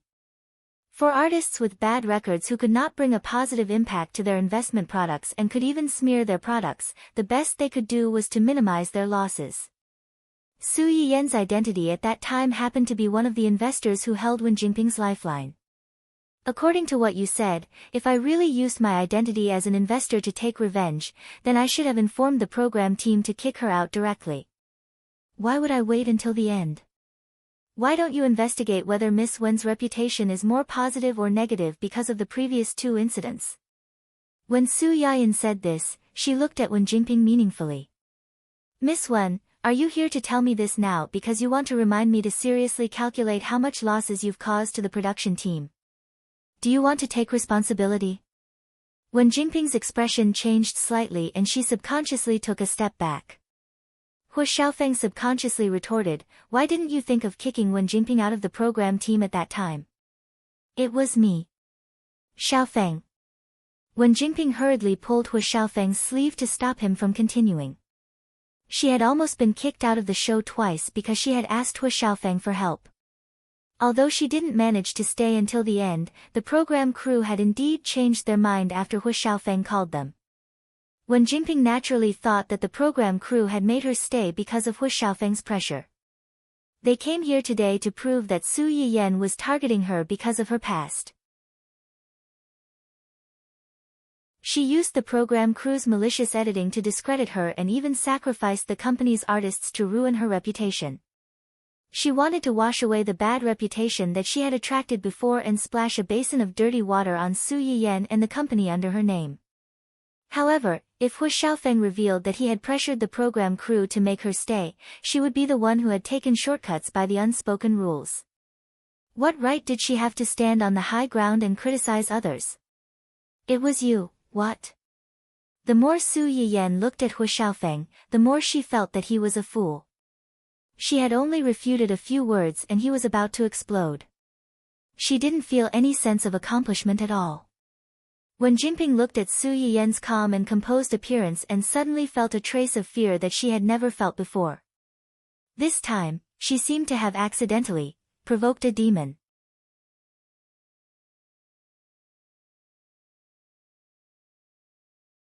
Chapter 315. After being pulled back by Wen Jingping, Hu Xiaofeng realized that he had almost spilled the beans. His face darkened and he was speechless. Su Yiyan was sure that he wouldn't dare to say it out loud. She raised her eyebrows and pressed on, "Why aren't you saying anything?" Hu Xiaofeng glared at Su Yiyan angrily. He had no choice but to swallow his grievances. "It seems that you've also realized the loophole in your logic. You can't say anything to refute me." Hu Xiaofeng gritted his teeth. If it weren't for Wen Jingping grabbing his arm tightly, he would have pounced on Su Yiyan and torn her apart. However, if he really pounced on her, it was hard to say who would be torn apart. Su Yiyan didn't intend to let them off so easily. Her gaze fell on Wen Jingping. Looking at her pleading and fearful eyes, she raised her eyebrows slightly.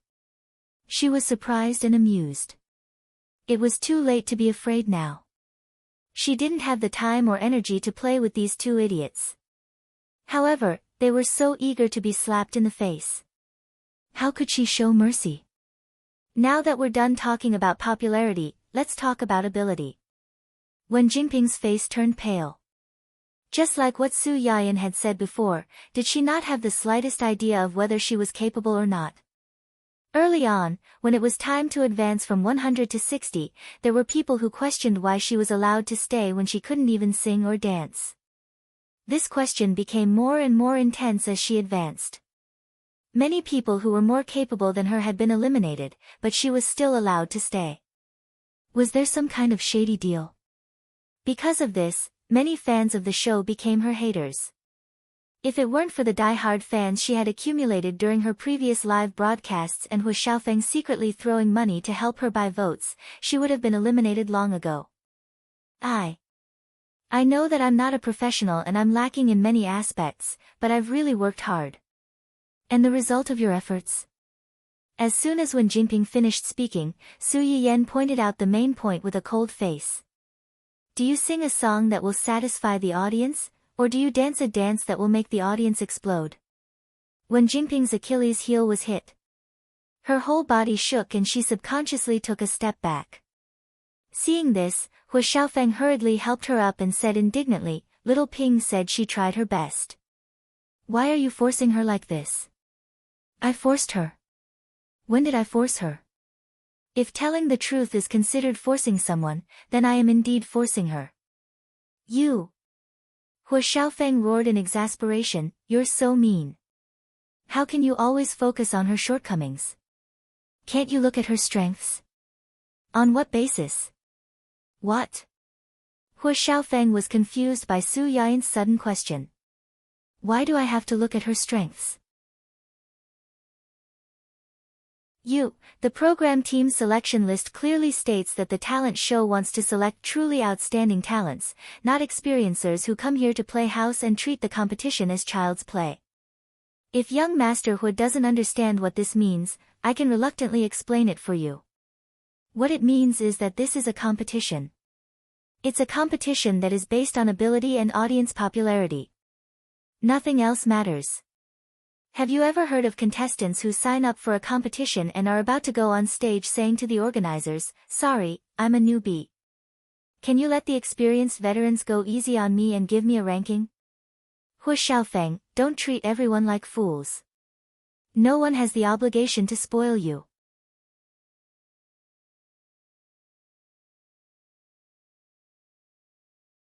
Chapter 316. Hu Xiaofeng's face turned green, then white, then green again. He was so angry that he almost vomited blood. Su Yiyan didn't care about how he felt. She had been holding it in since her previous life, and today, she could finally vent it out. You said that she worked hard. Fine, I'll take it that she worked hard. She worked so hard, but she still turned in such a terrible stage performance. That only shows that she's not suitable for this industry at all. As far as I know, there are many people who work harder than her in the program. They don't even have a foundation like her, but they turn things around through their own efforts. There are also many people who shine on the stage. Why can others do it, but you can't? Why can't those who are better than you be eliminated, but you can't? Wen Jingping subconsciously wanted to refute, but when she looked up, she met Su Yiyen's cold eyes. At this time, Su Yiyen had already walked down from upstairs and was approaching the two of them step by step. Hu Xiaofeng subconsciously wanted to stop her, but she slapped him away. He staggered a few steps before he could stand firm. The onlookers were speechless. Seeing that Su Yiyen was approaching the two dangerous people, Xia Junsheng, who hurried downstairs to help, was speechless. Hu Xiaofeng was stunned for a few seconds before he reacted. He wanted to go forward and stop Su Yiyen, but he was already held down by Xia Junsheng and a few security guards. "What are you doing? Let me go, let me go. Do you know who I am? I'm the heir of the Hu Corporation, I." After being restrained, Hu Xiaofeng was so angry that he shouted and brought up the Hu Corporation and Hu Qihan. The people around him looked at him like he was an idiot. The reporters who were waiting not far away were so excited that they recorded this scene. They even thought of the news title. "The heir of the Hu Corporation makes a scene in Dongcheng. Angry because of his girlfriend? A strange man is caught making a scene in Dongcheng. He screams that his father is XXX. If they knew about the marriage between Su Yiyen and Hu Xiaofeng, they might come up with even more explosive topics." Su Yiyen ignored Hu Xiaofeng's stupidity and walked up to Wen Jingping. "Heaven rewards the diligent. Opportunities are always reserved for those who are prepared.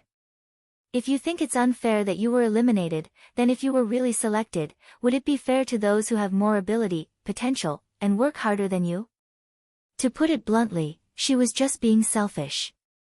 Or did she really think that she was the woman of destiny and that everyone had to give in to her and support her? If you're slightly unhappy, you'll think that someone is targeting you? No, I didn't. You didn't. Then what did you mean when you hinted that you shouldn't have been eliminated? Explain it to me. Su Yiyen narrowed her eyes and said clearly, "Or do you think that you can beat everyone with your face alone, better than hard work and talent?" Every time Su Yiyen took a step forward, Wen Jingping took a step back. When she heard Su Yiyen's words, she tripped and fell on her own. Wen Jingping, who was sitting on the ground, was stunned. In a trance, she seemed to feel the eyes on her from all directions. The scornful, sarcastic, and even disgusted gazes made her feel as if she had returned to her previous life, where everyone looked down on her and anyone could bully her. Finally, Wen Jingping could no longer stand the malice of the people around her. She screamed, got up from the ground, and rushed out of the Dongqing gate with her face covered.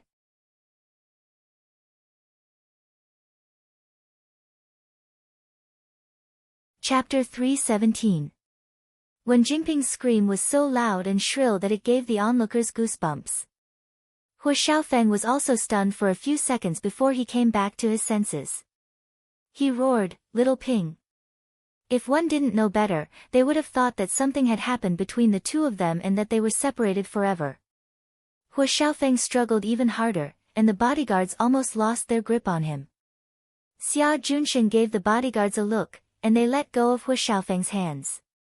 Hu Xiaofeng couldn't stop in time and almost fell flat on his face. He barely steadied himself and rushed out of the door with a dark expression on his face.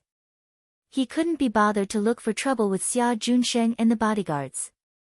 Tisk. Su Yiyen watched the two of them disappear into the distance. His eyes were full of melancholy. They ran away just like that. How boring.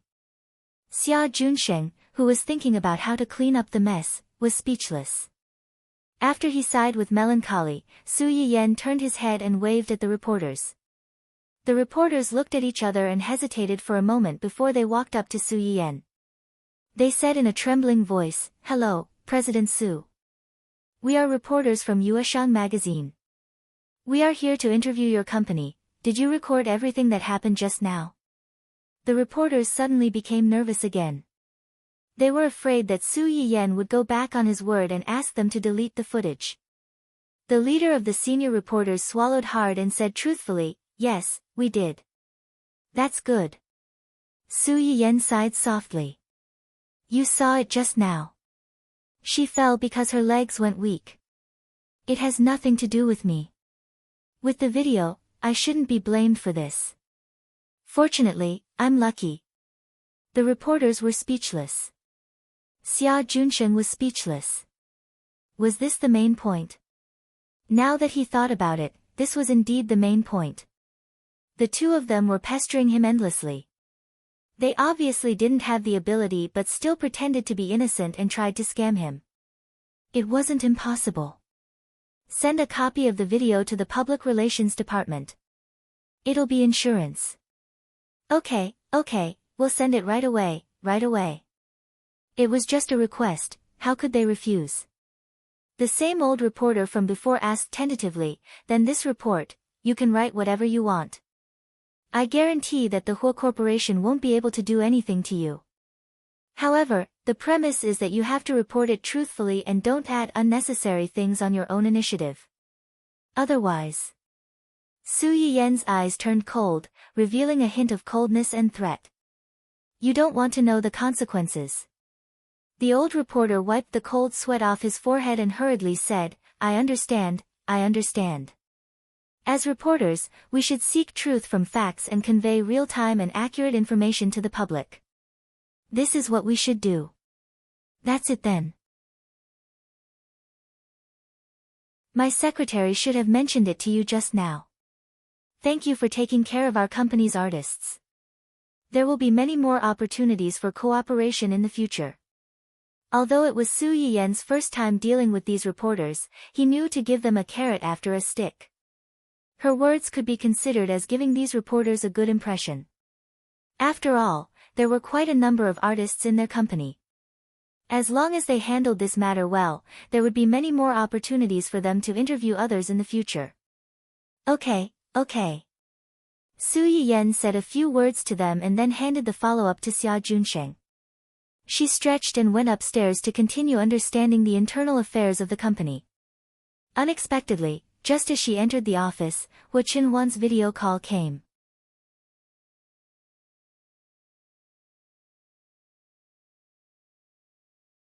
Chapter 318.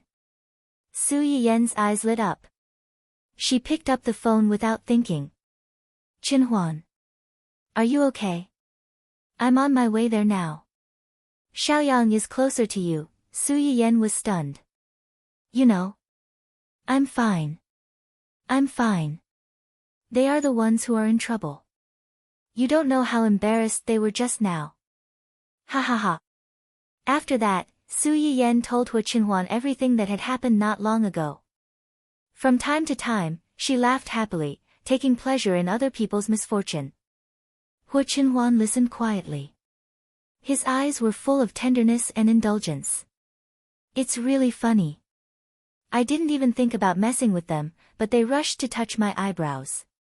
They thought I didn't know what they were thinking. They wanted to splash all kinds of dirty water on me and you. They really thought I was a soft persimmon, and I didn't know how to resist at all. Even a clay figurine has some temper. Hua Qinhuan's eyes narrowed dangerously when he heard that. He agreed and said, they've gone too far. The anger in Su Yiyen's heart subsided slightly because of Hua Qinhuan's words, and a smile appeared on her face. Forget it. When those reporters expose this matter, it'll be enough for them to suffer. Just take it as the price for them to extort our company and our artists. Free publicity for our company and publicity for our artists. Su Yiyen smiled like a little raccoon that had stolen honey. She was charmingly naive but also a little mischievous. After today, everyone in the circle will know how good our company's benefits are and how outstanding our artists are. After Su Yiyen finished speaking, she lifted her chin and gave Hua Qinhuan a suggestive glance. Her face was filled with a smug expression that said, aren't I great, and, quickly praise me. Hua Qinhuan didn't praise her as she wanted. Instead, he said with some distress, if the media publicize this matter, I'm afraid it will involve your previous matter. Su Yiyen knew what he was worried about. He smiled and said, I know, but I don't mind, and I don't avoid these things. If you don't want others to know, then don't do it in the first place. What has already happened cannot be hidden forever. Instead of caring about those rumors and trying hard to hide them, it's better to take the initiative to face them and transform the past into something that's useful to you. In any case, I'm the victim here. I didn't do anything wrong. I'm not the one who should be worried about being exposed and condemned. Su Yiyen could more or less guess what kind of negative comments he would receive after this matter was exposed. At most, it was the so-called, "it takes two to clap," of some stinky straight men, and the "love is supreme" of the Virgin Mary. Compared to these irrelevant comments, Hu Xiaofeng and Wen Jingping needed to suffer the most fatal condemnation. At least for Wen Jingping, the title of mistress was confirmed. Her path to becoming a Mary Sue in the entertainment industry was cut off. The only thing that Su Yiyen was more worried about was that the shameless family might use her marriage with Hu Qinhuan and Hu Qinhuan's leg to criticize her. Thinking of this, Su Yiyen said apologetically, "I'm sorry. This time, I might implicate you and make you be criticized. If being scolded and ridiculed is the price I have to pay for marrying you, I hope they'll scold me a few more times and scold me more fiercely." If it were in the past, he might have been angry and hurt by these so-called verbal attacks. But now, no matter how vicious the ridicule was, it couldn't hurt him. Because he already had the most beautiful thing in the world, and it was also the thing he wanted the most.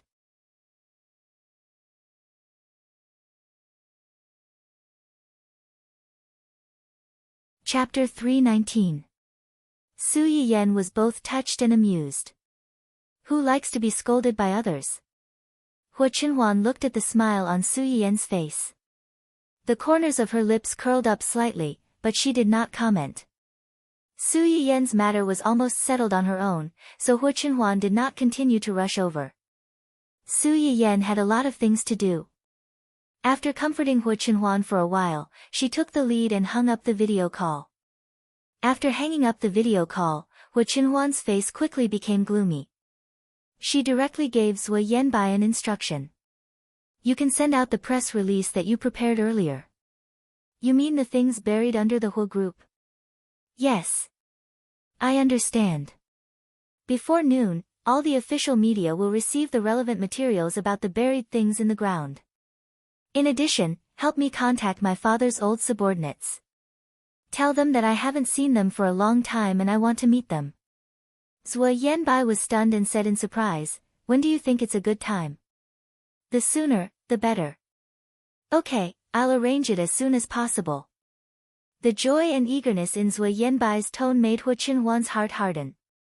Even these outsiders could see the indifference and harshness of Hu Qihan's family. It was a bit ironic when she thought about it. Even if there was a little affection in the past, it was almost exhausted after so many years. Entertainment news competed for timeliness and popularity. Moreover, Su Yiyen had already hinted so clearly that this matter must be publicized truthfully and quickly. After several reporters of Yueshang magazine went back, they wrote an earth-shattering and melodramatic drama as quickly as possible. In the drama, Green Tea White Lotus was dissatisfied with the results of the variety show competition, so she led her brainless rich boyfriend to personally go to the big investor. She openly and secretly stepped on the artists of the same year and ridiculed the variety show's shady business. In the end, she was miserably slapped in the face by the big investor. Long Outyen did not dare to write a novel like this. Many netizens saw the familiar exaggerated title and complained in their hearts, but they still clicked on it. It would have been better if he didn't look. Now that he did, oh, he saw a familiar face. What the hell? If I'm not mistaken, this Wen Jingping is the Wen Jingping who was mocked 30,000 times every day in Future Star. F***ck, you can even eat your own melon. The so-called dissatisfaction with the results of the variety show competition is dissatisfaction with the final result of Future Star. The artist she stepped on is our Ying. Shaking hands with the person above. It's not just your family, but my family as well. What an unexpected calamity. F***ck, 3 people from the same company, and our Shanshan. What did this B***tch mean? Did they think that the top 7 contestants were no match for her, a noob who sang out of tune and danced like her? Where did you get the face to do that? Please don't compare our Ying to this B*tch. She's not worthy. That's right, that's right. Our Tong Tong is both sweet and salty. I really don't know where she got the face to say that 3 people from the same company passed. These 3 people were voted in by us fans. They climbed up step by step. How can a noob like you step on them so casually? You're crossing the line to scam people. They're already in a group and they're still causing trouble. This woman must be crazy to want to be famous. She's not just starting to cause trouble now. She's been causing trouble since before the competition. Friends who don't know can go and search. Back then, almost all the coaches in the show were scammed by her.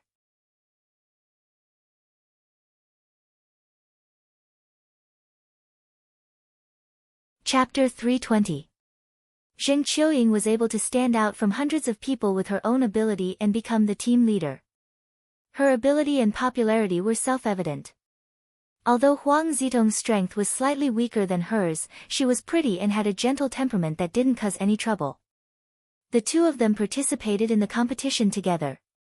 They were opponents and friends. Furthermore, they were good at different things and did not have the same resources. Therefore, the fans of the 2 teams were unexpectedly harmonious. Needless to say, Yun Luoshan was the youngest and the most timid. She also had a silly and cute personality. She was the team's favorite. The 3 of them could be casually picked out and people could see their strengths at a glance. It could be said that they beat Wen Jingping in all aspects. When Wen Jingping confronted Su Yiyan, she thought that she had the moral high ground. Little did she know that when these words fell into the ears of the 3 people's fans, it was like poking a hornet's nest. Usually, the fans of celebrities who relied on their looks to make a living didn't like others saying that their idols had no ability and relied on dirty tricks to get to the top. These fans who had watched their idols put in countless efforts and finally walk the path of fame and glory to the top of the stage couldn't tolerate such words. For a time, Wen Jingping was simply a vicious black lotus in the eyes of the 3 fans. She was the best synonym for a hypocritical green tea bitch. Not only that, but the members of the 7-person team who weren't mentioned were more or less implicated. Especially the fans of the last contestant at that time, they felt that their idol had accidentally been implicated. They followed the footsteps of the other 3 fans and pointed their guns at the same time. Compared to the fans of the other teams who were advancing together, Wen Jingping's fans were a little unlucky. The other fans were just eating melons to see their idols being implicated, but they were eating melons until their house collapsed. Boyfriend? F***ck, isn't she single?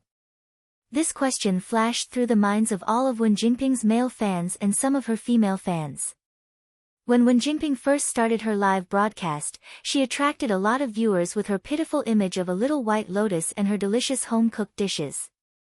After that, she cooperated with the internal staff of the website who signed her at that time to sell the misery of a single-parent family and gain the protection of countless male viewers. Before participating in Future Star, Wen Jingping had already confirmed her relationship with Hua Xiaofeng. However, she was not stupid. In her previous life, she was also a fan of celebrities. She knew very well that celebrities who took the popular route did not have the right to be in a relationship. These people were willing to spend money on you because they treated you as their own child, their own husband and wife. In the eyes of these fans, wasn't he using their money to support his girlfriend? How could they tolerate this? Therefore, those who suddenly had relationships during the rising stage of their careers were mostly done for. It was precisely because Wen Jingping knew this that she had always announced to the public that she was still single. Her fans also believed her. But now, this report was telling them that she had a boyfriend, and she even brought her boyfriend to fight with someone. Then what were they? What were these male fans who had spent a lot of money on her and wanted to send her on the path of flowers? The previous scamming incident and the top 20 fighting incident had already helped Wen Jingping clear a lot of fans. Most of the fans left were brainless straight men who only cared about appearances. But no matter how brainless a straight man was, he couldn't stand a green grassland above his head.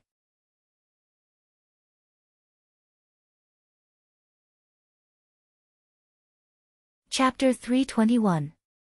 Wen Jinping's fans and her own anti-fans could not be bothered to argue with them.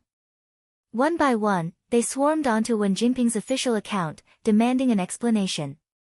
While all this was happening, Wen Jinping was still angry that Su Yiyan had humiliated her in front of so many people.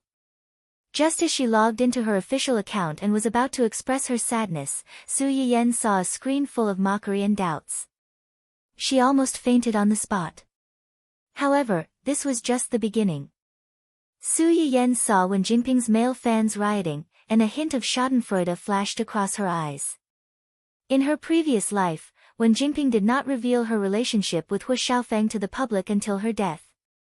In the original novel, their relationship was only revealed later on when Wen Jinping's career was smooth sailing and she received the approval of the male lead's family. At that time, Wen Jinping had already been promoted to the throne of Best Actress. She had a lot of male confidence, and her position in the industry was unshakable. Not only did this matter not affect her career, but she also received a lot of blessings. Now, the time was not right. Wen Jinping's reputation had not changed yet. Most importantly, some of her male confidants had not yet taken their positions, and some had already changed sides. The sudden revelation of their relationship was undoubtedly a fatal blow to her. Su Yiyan had just finished laughing when a familiar notification sound rang in her mind. Congratulations on stealing the female lead's golden finger. Progress +10. Current progress is 20. Please continue to work hard. Su Yiyan narrowed her eyes. Just by revealing their relationship, the progress has increased by 10. According to the system's evaluation, revealing the relationship of the male lead and female lead early will cause the female lead to lose the support of most of her fans. At the same time, it will also affect her future interactions with other important male supporting characters. Therefore, it is determined to be 10. It will affect her future interactions with other important male supporting characters. Su Yiyan thought about it and understood. In the original novel, Wen Jinping was indecisive and couldn't bear to hurt those who loved her. To put it bluntly, she was like a social butterfly, coming and going from one outstanding man to another. Apart from the male lead, she kept countless spare tires for herself in case of emergencies. The way she flirted with these spare tires was actually quite low class. She lied that she and Hu Xiaofeng were just friends, or described Hu Xiaofeng as her suitor. When these men developed feelings for her and became jealous of her intimate contact with Hu Xiaofeng, she would then push the blame to her agency. She told them that her management company had asked her not to disclose her relationship with Hu Xiaofeng to the public when her career was on the rise. That was why she had kept it a secret from them. She did not lie to them on purpose. At that time, the supporting male lead had already developed feelings for her and naturally couldn't bear to scold her. When he saw her weeping like a pear blossom in the rain, his heart also softened. He couldn't leave and could only willingly be her bootlicker spare tire. Now, Wen Jinping's trump card had already been broken and her reputation was more or less ruined. Unless it was those special lovers who liked to make others jealous, if these people could still have any interactions with Wen Jinping, it would probably be Wen Jinping taking the initiative to be their bootlicker and not them rushing to be her protector god. If we start from this aspect, I'm afraid the current situation is still lacking. Su Yiyan rubbed her chin and pondered for a moment. She called the company's public relations department and asked them to find a group of big V accounts to take the initiative to expose the matter between her and these two people.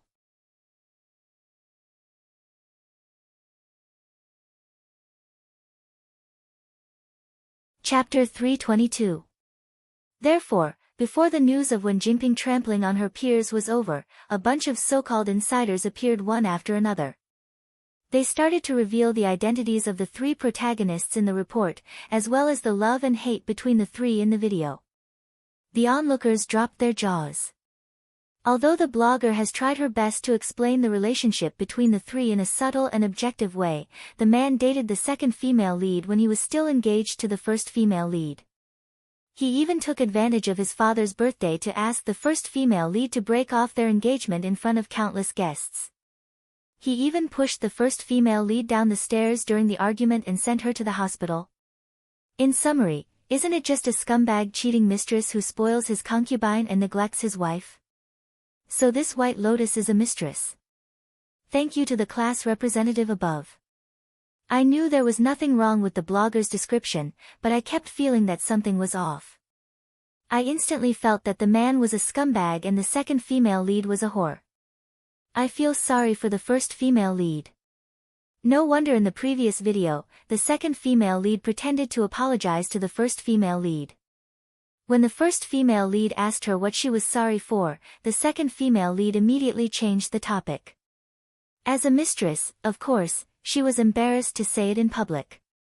If she said it out loud, she would be scolded to death. She was embarrassed.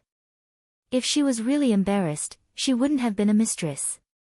She didn't say it because she wanted people to think that she was the victim and lead the public to blame the first female lead. The funniest thing was that she actually accused the first female lead of taking revenge for a personal grudge and deliberately harmed her. Even if the first female lead harmed her, she deserved it. Not to mention that the other party didn't harm her at all. She's not capable enough, but she still wants to smear others to clear her name. What kind of a venomous woman is this? It's really chilling. When Hu Xiaofeng received Wen Jingping's call for help, public opinion had already pinned him and Wen Jingping on the pillar of shame as a scumbag and a mistress. Hu Xiaofeng had never suffered such humiliation in his life. He immediately hired a group of internet trolls to argue with this group of people. The internet trolls' strategy to clear their name was simple. They simply thought that the two of them were originally in a business marriage and had no feelings for each other. The man met his true love and broke off the engagement to pursue her bravely. There was nothing wrong with that. Otherwise, it was just like what Su Yiyan had predicted. The man didn't want the first female lead and wanted the second female lead instead. There must be something wrong with the first female lead that even her man couldn't stand it. She deserved to be cheated on. Such a whitewashing statement was, of course, rebuked. A business marriage should have integrity. Don't blame others for taking revenge on you. Seeing that this was not going to work, the fake reviewers turned to quibble that Hu Xiaofeng was daring enough to pursue true love, of S to us of the. Do you think the whole world revolves around you now that you're the one who's talking? Pfft. Su Yiyan couldn't help but burst out laughing when she saw this. She secretly sighed that some netizens were quite talented. They could always hit the nail on the head and hit the nail on the head. Just as she was about to continue watching these sources of happiness, the screen changed. Ling Xiaoqi's call request popped up. Su Yiyan didn't think much about it and picked it up. She heard her best friend's heart-wrenching roar as soon as the call connected. Yiyan, now. Immediately. Immediately. Come and pick up your little bastard. If you're late, I can't guarantee that you'll see him alive.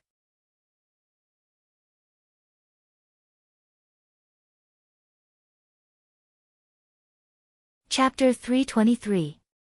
Su Yiyan was stunned for a few seconds before she reacted. She opened her mouth and was about to say something, but Ling Xiaoqi had already hung up. Hung up? So, what was she trying to do? Su Yiyan was dumbfounded. When Hu Qinhuan walked down the stairs, he saw his wife standing there in a daze. Her face was blank and inexplicably adorable. What's wrong? Su Yiyan woke up from a dream and said with a bitter face, Xiaoqi just called me and asked me to bring Dun Dun back now. If I'm late, I might not be able to see it alive. What did Dun Dun do to make her so angry? How would I know? She just said one sentence and hung up. Su Yiyan thought for a moment. Could it be that Dun Dun was too naughty and tore down her house? Haven't you thought, it might have something to do with Hua Hua? What can it have to do with Hua Hua? Su Yiyan stopped abruptly and turned to stare at Hu Qinhuan. A few seconds later, Su Yiyan could not help but suck in a breath of cold air. She shouted outside the courtyard, Uncle Zhang, prepare the car. It was originally Zui Yanbai who stayed at the old mansion to take care of Hu Qinhuan today, but Hu Qinhuan had something to ask him to do, so Yu Ziyan came over. Along the way, Su Yiyan urged Yu Ziyan several times as if she was on fire. Yu Ziyan didn't feel annoyed. He only found it funny. Don't be nervous, young madam. Miss Ling is your best friend. She won't do anything to Dun Dun even if she's angry. You don't understand. Su Yiyan sighed. Xiaoqi might be gentle and soft, but if she's really pissed off, no one can stop her. Su Yiyan held Hu Qinhuan's hand tightly and said sadly, I'm really worried that if we're late, she'll really stew Dun Dun into dog meat hot pot in her anger. Dog, hot pot. As soon as Hu Qinhuan heard the word, hot pot, she subconsciously thought of the hot pot Su Yiyan had made before and asked in a low voice, is it delicious? Su Yiyan. Darling, wake up, that's our cub. Yu Ziyan. Although he was also very curious about this question, young master, to ask this question in front of young madam. A group of people rushed to Ling Xiaoqi's house full of worries. Before they entered the door, they heard Ling Xiaoqi's angry roar, stop, stop, stop, don't come over. If you dare to come closer, I will kill you. Do you know what kacha means? It means. Su Yiyan's mouth twitched when he heard this, and he couldn't continue listening. He opened the door and rushed in. Okay, we're here. If there's anything, let's talk about it face to face and solve it face to face. Don't scare it. You're here. Ling Xiaoqi was stunned when she saw Su Yiyan. After she reacted, she hurriedly carried her Hua a few meters away from them. You came at the right time. Take this little bastard away. Take him away. Su Yiyan glanced at Dun Dun, who had a full beard and tail, and heaved a sigh of relief. He picked it up from the ground. Dun Dun saw that its owner had come and cried out aggrievedly. It nestled in Su Yiyan's arms and looked at the Hua in Ling Xiaoqi's arms. Su Yiyan's mouth twitched slightly, and he said helplessly, what happened? This little guy. It would have been better if Su Yiyan hadn't said anything. Ling Xiaoqi almost exploded on the spot when she heard this. This little bastard, Ling Xiaoqi couldn't say anything for a long time. Su Yiyan frowned and said tentatively, it completed the great harmony of life with the Hua.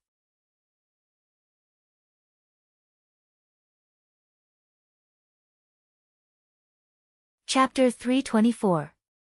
Ling Xiaoqi, Hu Qinhuan and Yu Ziyan, who were following closely behind. What kind of great harmony was this? Ling Xiaoqi was thunderstruck by this description. It took her a few seconds to react, and she burst into tears on the spot. Sob, sob, sob, my poor child. From now on, you're no longer the pure and innocent you from before. Su Yiyan, Hu Qinhuan, it turned out that Dun Dun had followed Ling Xiaoqi home for the past 2 days. Although it liked to hang out with Hua at first, it was still well behaved. In addition, Hua was stronger than it, so even if it had any ulterior motives, it would be suppressed in a matter of minutes. Ling Xiaoqi initially guarded against it and didn't let it get too close to Hua. Especially at night, it was basically locked in one room each.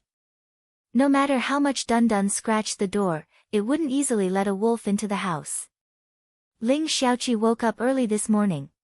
She was really sleepy in the afternoon, so she went into the bedroom to take a nap.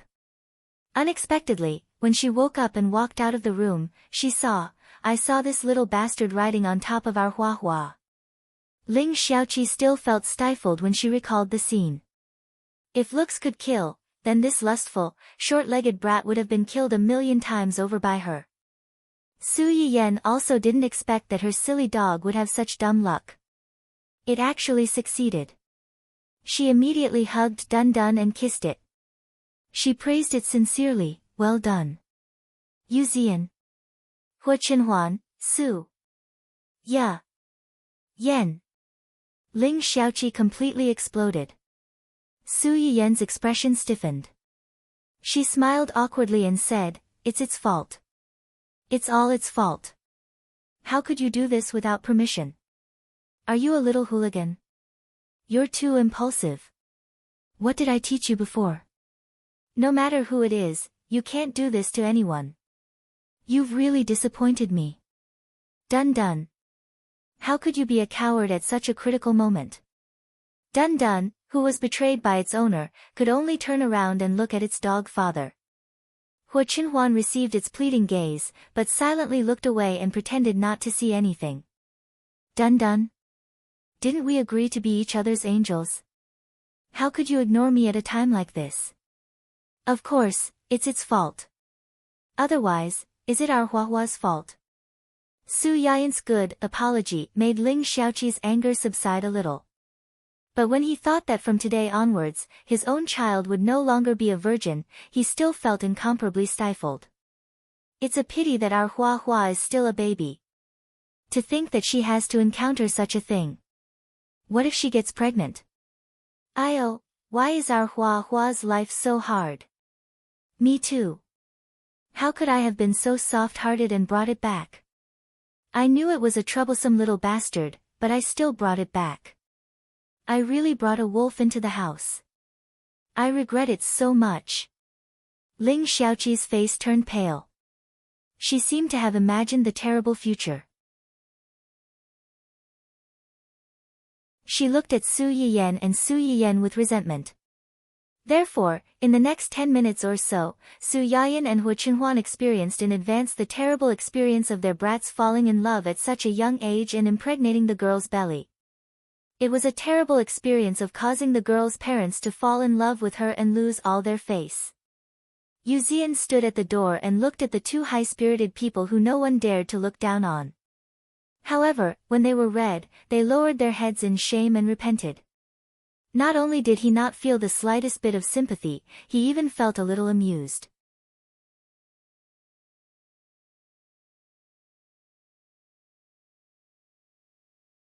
Chapter 325. Although Ling Xiaoqi was angry, she knew that what was done could not be undone. What was done had been done. After grumbling for a long time and venting the anger in his heart, he gave up and sighed, "Forget it, forget it. I overreacted a little. You can take it back." Su Yiyan was relieved to see that she had calmed down. He threw Dun Dun into Hua Qinhuan's arms and quickly stepped forward to hold Ling Xiaoqi's hand. Dun Dun was indeed in the wrong, but what's done can't be undone. There's no point in dwelling on this, right? They know each other very well, and our Dun Dun likes Huahua so much. Huahua is also very protective of our Dun Dun. Isn't this a good thing? Ling Xiaoqi was a little angry when she heard this. She snorted and said, "Your Zai Zai is a male, so of course you'd say that. If we really want to talk about this, our Huahua is the one who's taken advantage of, okay? What's so good about it? At the end of the day, you're just lusting after its body. Men really are all bad." The two men present were speechless. It was fine that they usually took the blame for those scumbags who had no bottom line.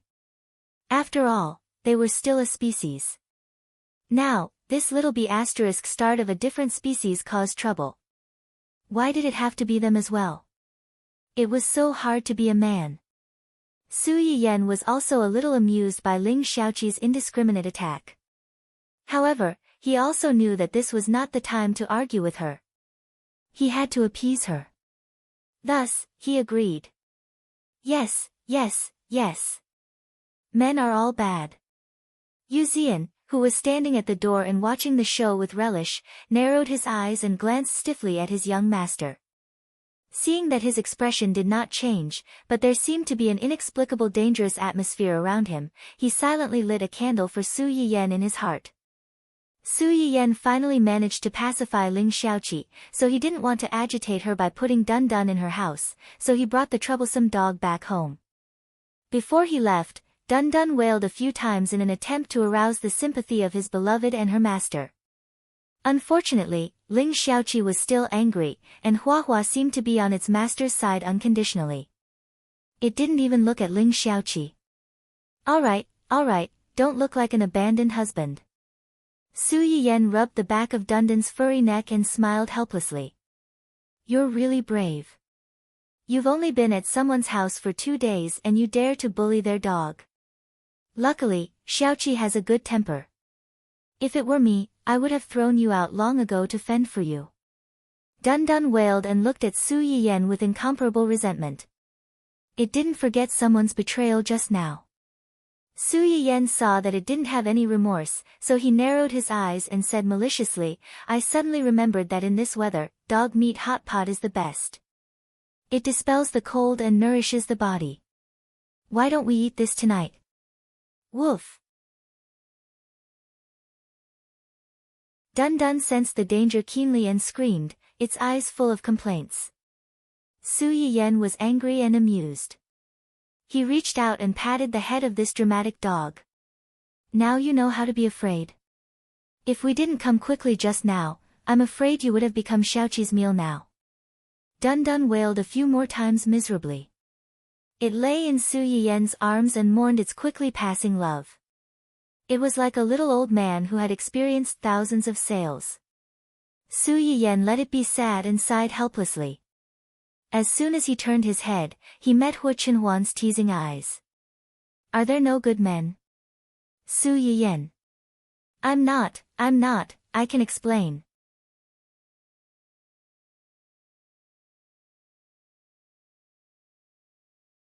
Chapter 326.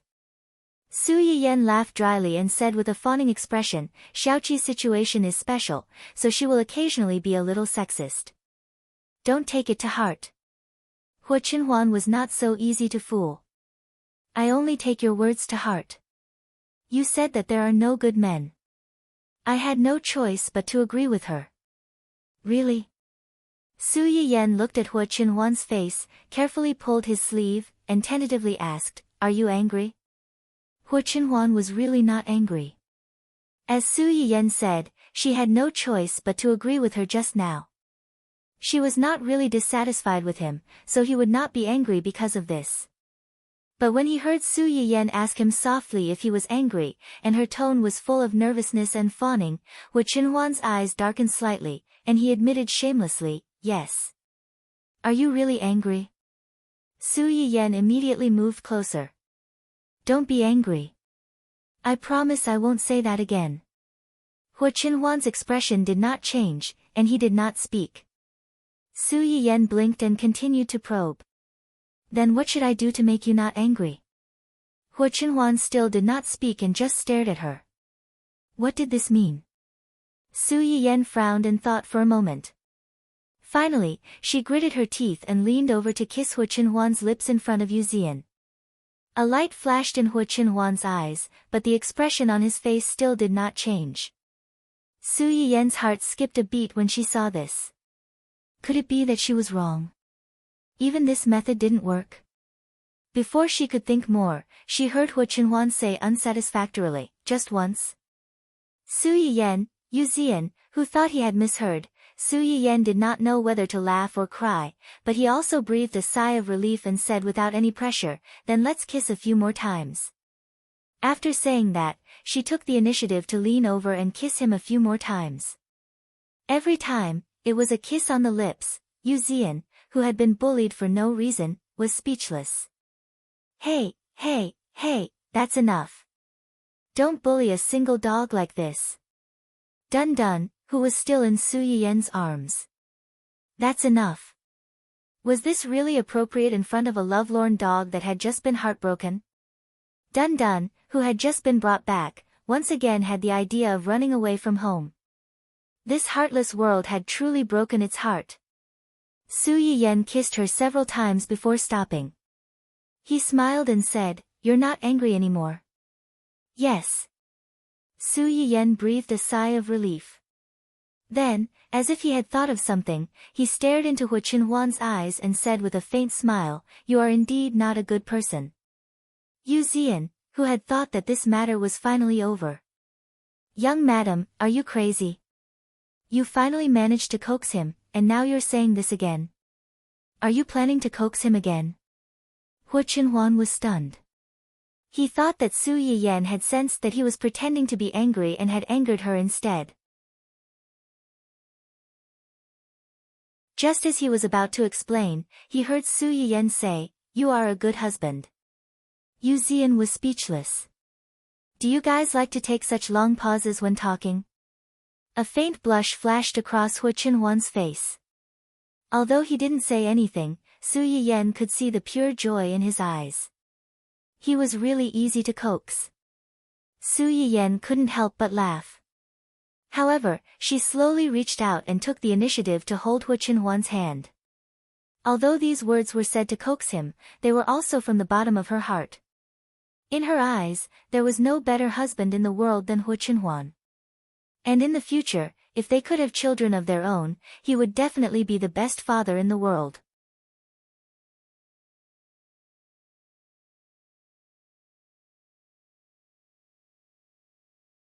Chapter 327. Su Yiyan and the others picked up the troublemaker Zai Zai and went home. The atmosphere was warm and loving. On the other hand, Hu Xiaofeng was not so lucky. This time, Su Yiyan was determined to make Hu Xiaofeng and Su Yiyan suffer. Even if she could not make them fall into eternal damnation, she wanted to teach them a lesson. Didn't Hu Xiaofeng buy the Internet Water Army? They bought it too. Hu Xiaofeng and the others were not in the right to begin with. Once Su Yiyan's Internet Water Army bought the Internet Water Army, they attacked them directly. Their sarcasm and ridicule were 10 times, no, 100 times more interesting than the Internet Water Armies. In just half a day, the Internet Water Army was defeated by the Internet Water Army with the help of passers-by. It was worth mentioning that the ones who contributed the most were not Internet Water Army or passers-by, but Wen Jinping's male fans. These people were once attracted by Wen Jinping's face and her gentle personality. They fought for her at the forefront of the anti-defamation campaign. However, all of this was based on the premise that Wen Jinping was single and everything she showed was real. Now, these people realized that everything they thought was fake. Her being single was fake, and this woman's so-called gentleness and kindness was also fake. Other than her face, everything else about her in front of the camera was fake. They hated her now as much as they liked her in the past. Her existence was a constant reminder of their past stupidity. Hu Xiaofeng looked at the screen full of mockery and curses. His face was gloomy to the extreme. His resentment towards Su Yiyan and the Su family reached its peak. Even now, he still did not feel that what he did in the past was wrong. He just liked a woman and did not want to accept his family's arrangement to marry a woman he did not like. Why did everyone have to go against him? Compared to Hu Xiaofeng, who was full of anger, Wen Jinping was more terrified when she saw these comments. Mistress? Why did everyone treat her as a mistress? She was not a mistress. She and Hu Xiaofeng were clearly in love with each other. Why did she call them a scumbag, a slut, and a two-timing mistress? This was completely different from the perfect love between Cinderella and the prince that she had imagined in her mind. Weren't the fiancés of the male protagonists in romance novels all vicious female supporting characters who would eventually be condemned as cannon fodder? Their marriage was just a business alliance. There was no emotional foundation. She was Hu Xiaofeng's true love. How could these people scold her without knowing anything? She didn't do anything wrong. It had to be said that from a certain point of view, these two people could be considered a perfect match. How similar were their perspectives when thinking about problems.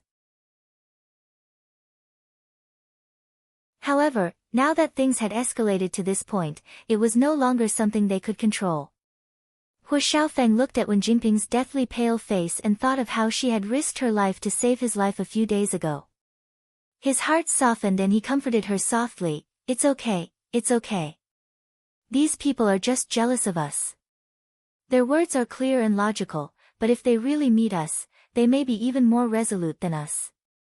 Moreover, don't be fooled by how fiercely they are scolding us now. After a few days, they will definitely forget about it. It was originally something that had nothing to do with them. They will just talk about it and forget about it the moment they turn around." Really?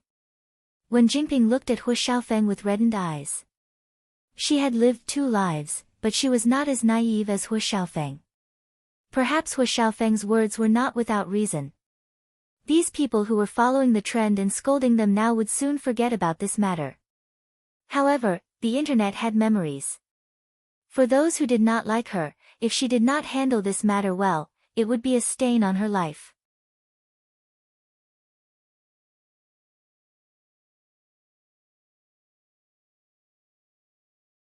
Chapter 328.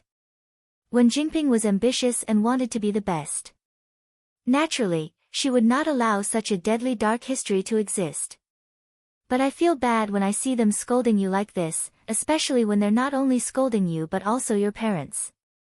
I'm afraid that your parents will have a bad impression of me because of this. They won't.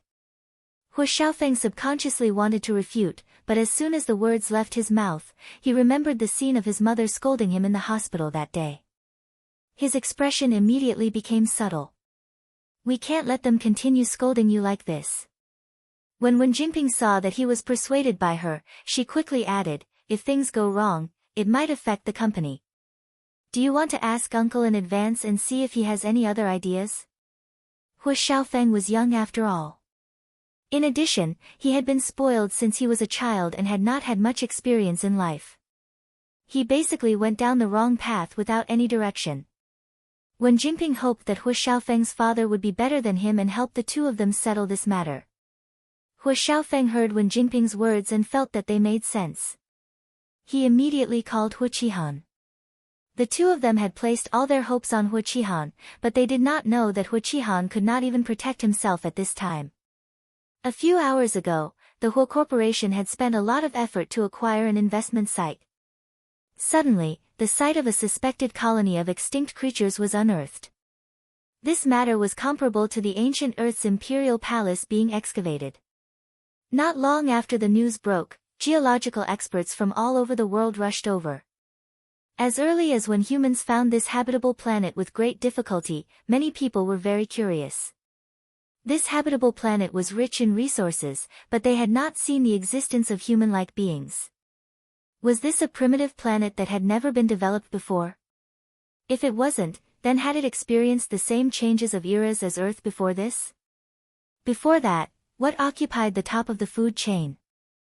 Many biogeologists stubbornly believed that exploring these things could better determine the future direction of human development so that this beautiful habitable planet would not repeat the mistakes of ancient Earth.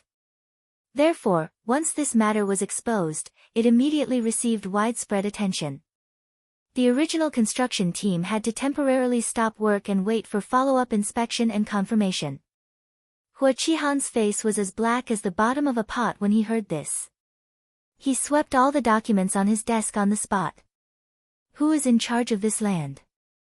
Didn't you ask someone to do an on-site inspection before writing a plan to buy land? Why are these things dug out from the ground? The secretary, who was forced to bear the brunt of his boss's anger, stood on the side with a pale face. After a while, he said in a trembling voice, the person in charge of this land seems to be Captain Hua. Hu Qihan's eyes narrowed slightly. Only then did he remember that when Hu Xiaofeng first entered the company's senior management had questioned his ability. After all, Hu Qihan only had one son. Naturally, he couldn't bear to see others criticize him, so he handed over an important project in the company to him. He asked him to focus on inspecting a few pieces of land, make an evaluation report based on the results of the inspection, and finally decide on a piece of land as the cornerstone of the project. After all, this was his son's first performance result after entering the company. Although Hu Qihan helped guide him, he couldn't do too much on the surface.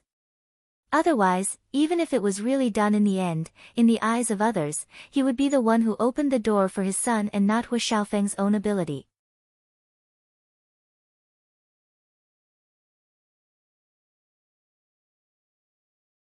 Chapter 329. Therefore, except for some guidance in the early stages, Hu Qihan did not show up from beginning to end. Hu Xiaofeng was in charge of the field inspection and survey of those lands. After reading the evaluation report he handed over, Hu Qihan also secretly checked the competitors participating in the bidding out of caution. He found that many big companies were also very optimistic about this piece of land and were trying their best to win it. Naturally, he thought that this land did indeed have great development prospects. When he learned that Hu Xiaofeng had won this land, he was happy for a long time. He felt that his son could win against those old foxes and give him a lot of face. But now, Hu Qihan wished he could go back in time and stab this scourge to death. Then, he would stab himself to death. Where's Hu Xiaofeng? He made such a big mistake. Where is he now? Hu Qihan slammed the table loudly. As his father, you don't even know where he is. How would I know? The secretary silently complained in his heart, but he said, Team leader Hu took sick leave 2 days ago and has not returned to cancel his leave. He is not in the company for the time being. When Hu Qihan heard the words, sick leave, he immediately thought of the terrible things Hu Xiaofeng had done 2 days ago and became even angrier. Contact him right now and ask him to come to the company. If he doesn't come, he doesn't have to come for the rest of his life. Okay, I'll go right away. When the secretary heard this, he felt as if he had been granted amnesty. He turned around and was about to run out when Hu Qihan's cell phone rang. Seeing the caller ID on the screen, Hu Qihan frowned slightly and shouted, Wait, you don't have to go. He called me. Hu Qihan thought that Hu Xiaofeng had seen the news and knew that something big had happened in the company. Only then did he remember to call him. Unexpectedly, as soon as the call was connected, Hu Xiaofeng took the initiative to explain the ins and outs of the matter and begged his father to help clean up the mess. If this had happened under normal circumstances, Hu Qihan might have been angry, but he might have helped him clean up the mess. But it was different now. Hu Qihan's mind went blank when he heard his son's words. What did you say? You took that woman to Su Yiyan, and your previous engagement with her was exposed. Now, everyone is scolding you and that woman? Hu Xiaofeng did not realize that something was wrong.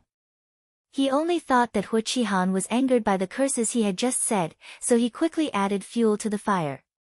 Yes, Dad, you don't know how vicious that B*tch Su Yiyan is.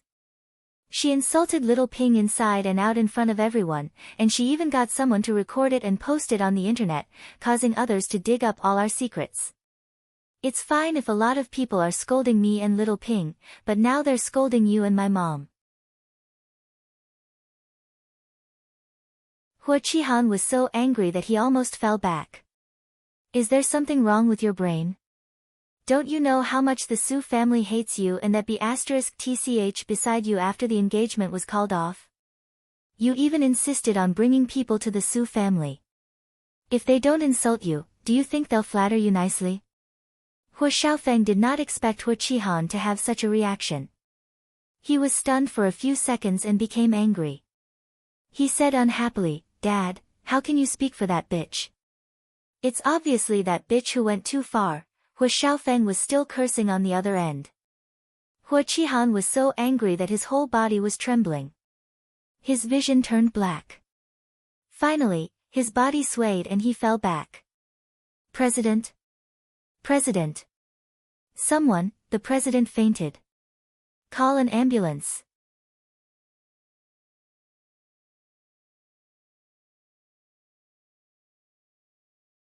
Chapter 330. The secretary's heart-wrenching roar resounded throughout the Hu Corporation building, and the president's office was instantly in chaos. At the same time, Su Yiyan's mind rang with the system's notification again. Congratulations to the host for snatching the female protagonist's golden finger, progress +10. Current progress, 30. Victory is in sight, please keep up the good work. Su Yiyan was slightly stunned, her face full of surprise and confusion. What happened? Why did it add another 10 points? The host can search for ancient creature ruins discovered at Hu Corporation's construction site. Ancient creature ruins? Su Yiyan was even more surprised, and quickly searched for the news according to the system's instructions. Sure enough, this news was already at the top of the trending news list, and it was all red. Ancient creature ruins discovered at Hu Corporation's construction site. Doesn't that mean their project has to be suspended? What were they planning to do with this land? To develop real estate, and they have already invested a lot of money in the initial investment. Su Yiyan raised her eyebrows and gloated. So, Hu Qihan is in trouble? According to my understanding, the main person in charge of this project is the male lead, Hu Xiaofeng. Hu Xiaofeng is in charge of this project? Su Yiyan was shocked again. In her opinion, Hu Xiaofeng was a nobody who despised dogs. Hu Qihan had actually given him full responsibility for such an important project. He must have lost his mind. If this matter was blown up, the Hu Corporation would definitely suffer heavy losses. As the main person in charge, Hu Xiaofeng could not absolve himself from the blame. As the company's president, Hu Qihan could not escape responsibility no matter who was involved in this matter, not to mention that the person involved was his own son. He would probably be implicated to death. The Hu Corporation is Hu Xiaofeng's confidence and reliance. Now that he has caused such a big mess, it is very likely that he will be kicked out of the Hu Corporation. Even if he is not kicked out, the company's internal staff will definitely be full of opinions about him, and his reputation will plummet. Is that why the system added 10 points to my score? Su Yiyan narrowed her eyes, as if she had sensed something. Hu Xiaofeng's female lead halo will also be affected. Male and female are originally one and complement each other. However, as the main character of the book, the female lead has a stronger halo than the male lead. Su Yiyan didn't think too much about it. She could tell that Hu Xiaofeng and Wen Jingping were bound together for good or ill. While they were talking, another piece of news popped up on Su Yiyan's phone. The CEO of the Hu Corporation has been sent to the hospital. He is suspected to have been angered by the eldest son of the family Hua. Pfft. Su Yiyan couldn't help but laugh when she saw this, which alarmed Hu Qinhuan who was sitting beside her. What are you looking at that makes you smile so happily? Hu Xiaofeng is in charge of a piece of land in the Hu family that has been found to contain ancient biological ruins. If this matter is confirmed, the Hu Corporation will probably lose a lot of money. Because of this, Hu Qihan seems to have been angered by Hu Xiaofeng and was sent to the hospital. After Su Yiyan finished speaking, she saw that Hu Qinhuan's expression didn't change. She looked as if she had expected this. A thought flashed through her mind, and she asked in a low voice, "Does this matter have anything to do with you?" Hu Qinhuan's eyes moved slightly, and she nodded and said, "Yes." A trace of understanding flashed through Su Yiyan's eyes. She knew that this matter was too coincidental. Hu Xiaofeng had just suffered a big loss because of her, and now the Hu Corporation and Hu Qihan were in trouble. Did you send someone to make this a big deal? More than that. He had sent someone to expose this matter and make it a big deal, but he had done far more than that.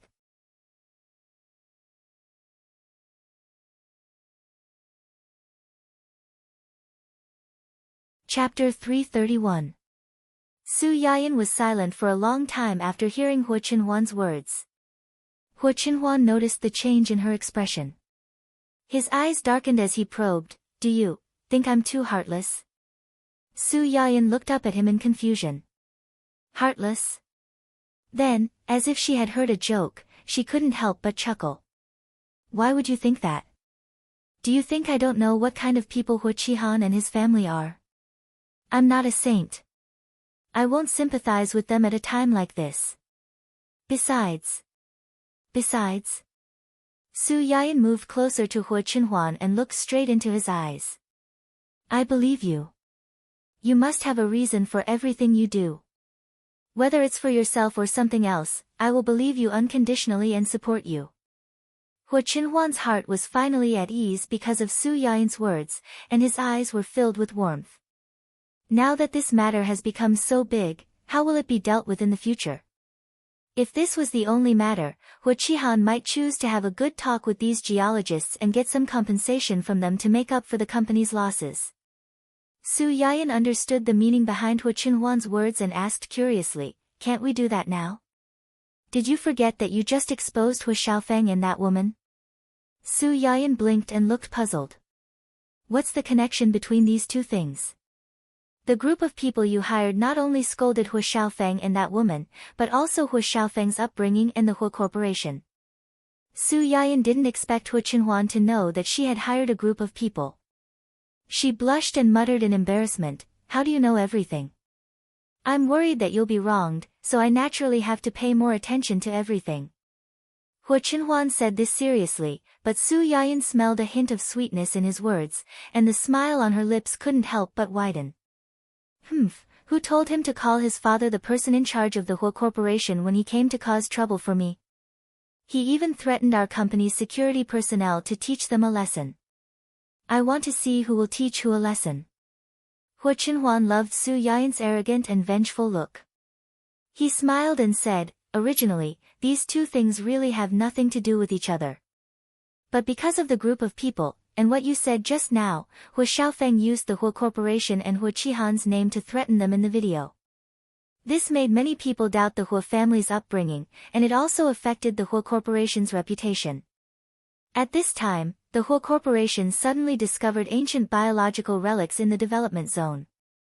If the Hu Corporation also announced that they wanted a huge amount of compensation, what would the consequences be?" Su Yayan came to a sudden realization. Those righteous people on the internet will definitely say that they are greedy, black-hearted capitalists. The bigger the company, the more attention they pay to their reputation. Hu Qihan originally had a chance to make up for this mistake. Now that he has been affected by Hu Xiaofeng's matter, there is only one path in front of him. What is it? Donate that land unconditionally to protect the company's reputation. Sacrificing a rook to save the king was indeed the only way, but, will he do that? He has no choice. If he doesn't do this, he will destroy the Hu Corporation's foundation. Even if he doesn't want to, there will be people who will force him to do it. But will the company's senior executives let him make this kind of decision? Hu Qinhuan narrowed his eyes and chuckled. They will. They know very well that this is the only way. But knowing is one thing, it is impossible for them not to feel resentment.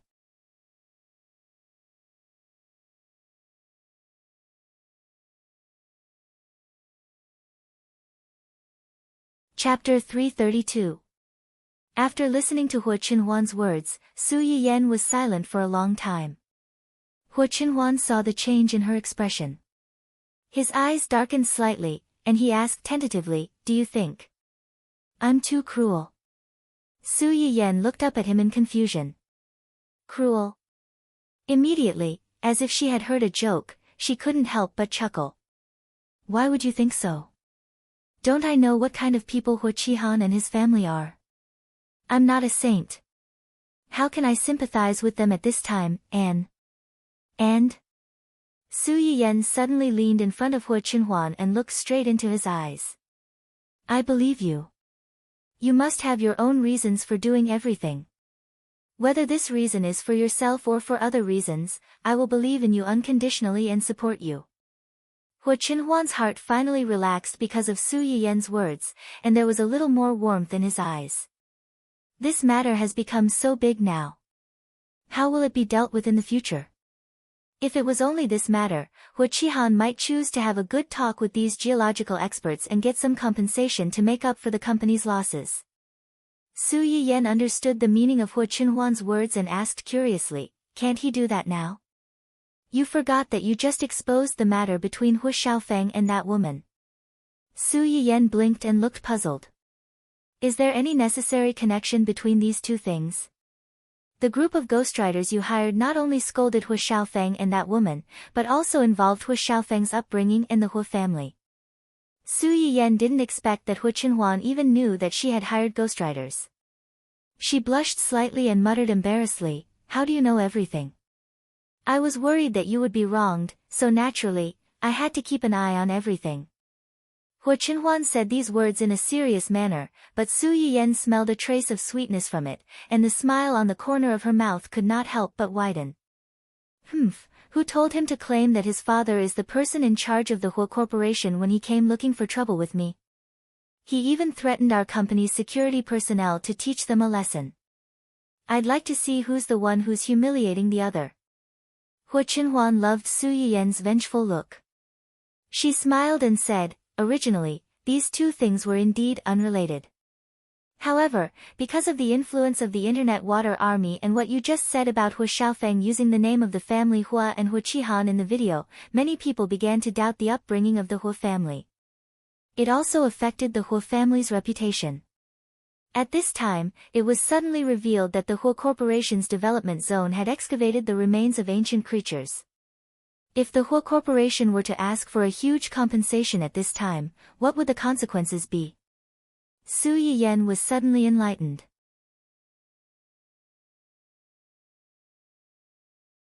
The righteous people on the internet will definitely say that they are greedy and black-hearted capitalists blinded by greed. The bigger the company, the more it values its reputation. Hua Qihan originally had a chance to make up for this mistake. Now that he has been affected by Hua Xiaofeng's matter, there is only one way in front of him. What? Donate that land unconditionally to protect the company's reputation. Abandoning the rook to save the king was indeed the only way, but will he do that? He has no choice. If he doesn't do that, he will destroy the foundation of the Hua Corporation. Even if he doesn't want to, someone will force him to do it. But will the company's senior management allow him to make such a decision? Hua Qinhuan narrowed her eyes and chuckled. They will. They know very well that this is the only way.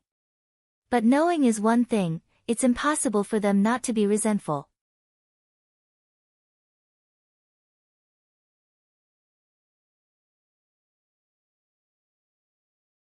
Chapter 333.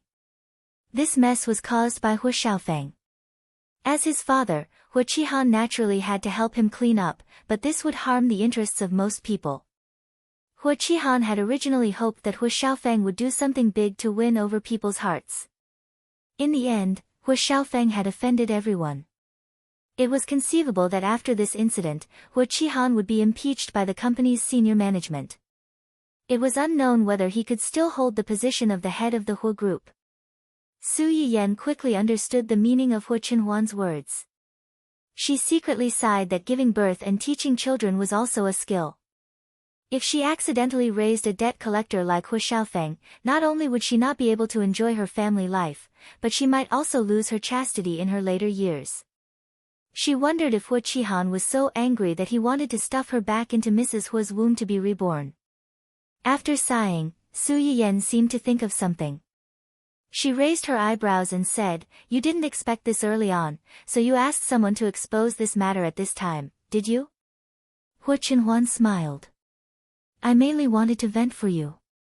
She had initially set up this trap to trap Hua Xiaofeng's family, but it was also good to expose this matter at this time. It was one thing to have a long-term plan to take back the Hua group, but the most important thing was that they had touched someone they shouldn't have and touched his bottom line. Su Yiyan snorted and said proudly and happily, "You have a sweet mouth. I hope that Hua Qihan's family will be hurt this time and won't jump in front of me in the future. Don't be afraid. We'll deal with them every time they come. Let's see if their blood is thicker or my knife is faster." Su Yiyan was stunned. It took a while for her to react to what Hua Qinhuan had said. She laughed out loud. "Now that you mention it, I kind of hope that they will come a few more times."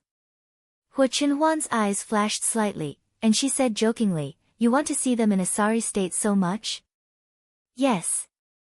Then I'll find someone to broadcast it to you on the day they are impeached." "Okay." Su Yiyan reacted only after responding. She turned her head to look at Hua Qinhuan in confusion. "Why did you get someone to broadcast this live? Don't tell me, you have people in the Hua Corporation?" Hua Qinhuan gave her a meaningful smile but did not answer her directly. Su Yiyan thought about it carefully. If he didn't have people in the Hua family, how could Hua Qinhuan know about Hua Qihan's family's movements so quickly and in detail?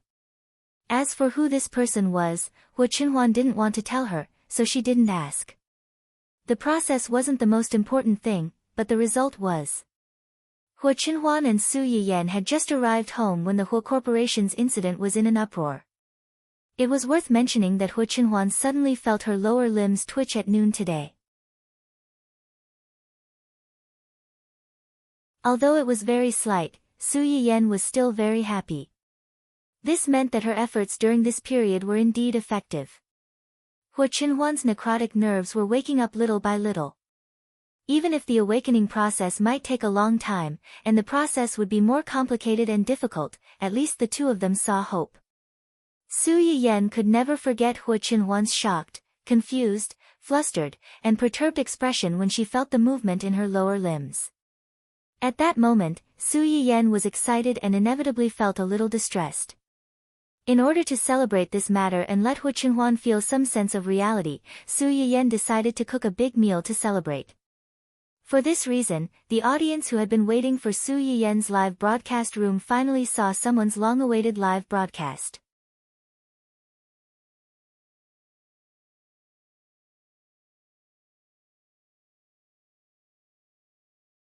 Chapter 334. You're finally here. Fortunately, I didn't give up. I knew it, I knew it. The early bird gets the worm. The hard-working child will always be able to wait for the streamer. Sob, sob. The streamer has been neglecting her job ever since she got married. Originally, she only updated once a day, once every 3 days, and once a week. Now, I'm satisfied if she can update once every half a month. I feel wronged. The streamer is really the most irresponsible streamer I've ever seen. She only broadcasted twice a month after getting married. Doesn't she know that no matter how popular the streamer is, it's easy to be forgotten without exposure? Has the audience all run away? As a true fan of the streamer, I really want to persuade the person above to understand that the streamer and her husband are newlyweds after their wedding. It's inevitable that the audience will be left out. As an audience, I really want to say, let's go, let's go, let's all go. That way, I'll have a chance at the streamer's lucky draw. The person above. Well said. I actually think so too. After experiencing all kinds of things in the previous live broadcast room, coupled with the fact that she opened a shop in reality, the business was booming, and the demand exceeded the supply.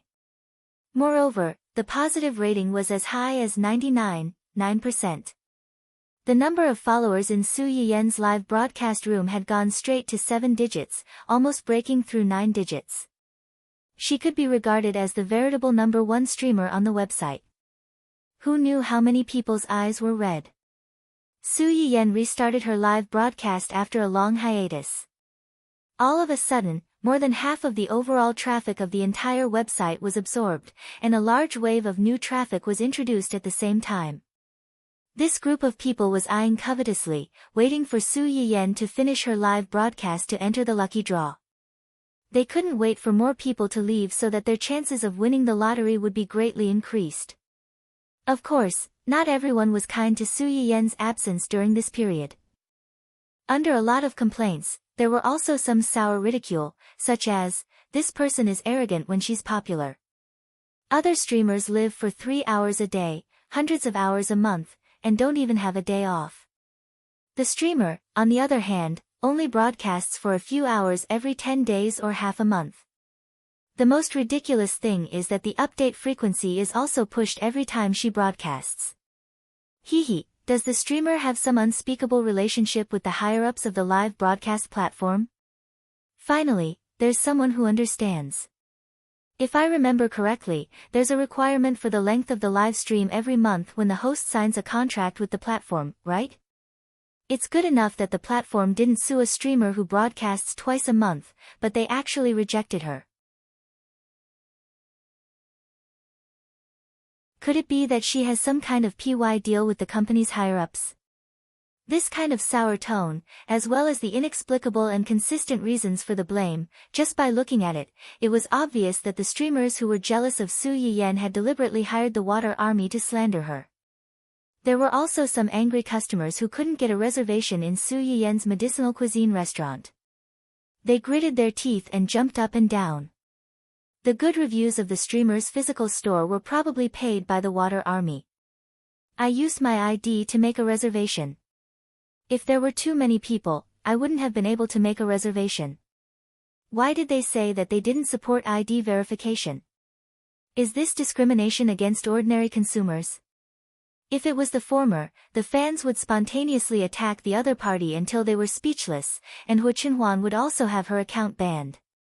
If it was the latter, although Hu Chenhuan would also have her account banned, she posted an explanation at the top of the live broadcast room. Mountain Yu Fusu, the medicinal cuisine restaurant will not accept viewers whose accounts have been banned. The medicinal cuisine restaurant will also not accept viewers who have slandered the streamer more than twice on major public forums, including their families. I hope everyone knows.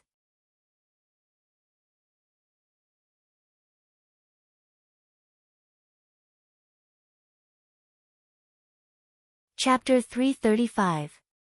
After that, she sent countless tips to ensure that her message was hung in the most prominent position in the live broadcast room for everyone to see. When this announcement came out, the professional anti-water army was immediately silenced. No one could guarantee that their own family members would suffer from 3 disasters and 6 diseases. When would they need help from others? Previously, they kept jumping around on the internet because they were not afraid of being exposed. Now, the other party has directly stripped you of your identity and blocked your last path. Not only did they not have a share in the lucky draw in the live broadcast room, but they could also forget about the medicinal cuisine in real life. Didn't they hate her? That was her shop, so they could forget about the food she made. If they let her go, they would also let themselves go. Most of the accounts that had been banned before and were now jumping around were people who had borrowed their family members' identities to register new accounts. Now, even their own family members were blacklisted. Not only that, but other family members might also be blacklisted. This directly led to many people who wanted to make a reservation at the restaurant, but they could not even pass the identity verification. After asking around a little, she found out that there was such a thing. When she went back, she pulled out the scourge who harmed others and herself and gave them a beating. Of course, this was all in the future. Su Yayan was preparing to make a lot of things today, and she needed more materials. When she took out all these things, the live broadcast room was already filled with complaints from the audience and the trolls looking for trouble. Then, she saw the explanation sent by Hu Chenhuan. Knowing that he was protecting her, she only felt sweet in her heart and did not care about those negative comments. She only said to the very sad audience who were waiting to be fed, "Recently, I've been busy with the wedding and the medicinal cuisine, so my live broadcast time has been reduced a lot. But from today onwards, I will try to find time to continue live broadcasting in the morning or at night. It's just that the duration of each broadcast may not be as long as before." Su Yiyen did not have as much time as before. During the day, she had to go to the management company, and in the afternoon, she had to remotely place orders for the customers who had made reservations at the medicinal cuisine restaurant. She could only find time in the morning and at night. She also had to consider her time with Hu Chenhuan. Thinking about it, she had no choice but to shorten the time and let the audience who were watching her live stream suffer.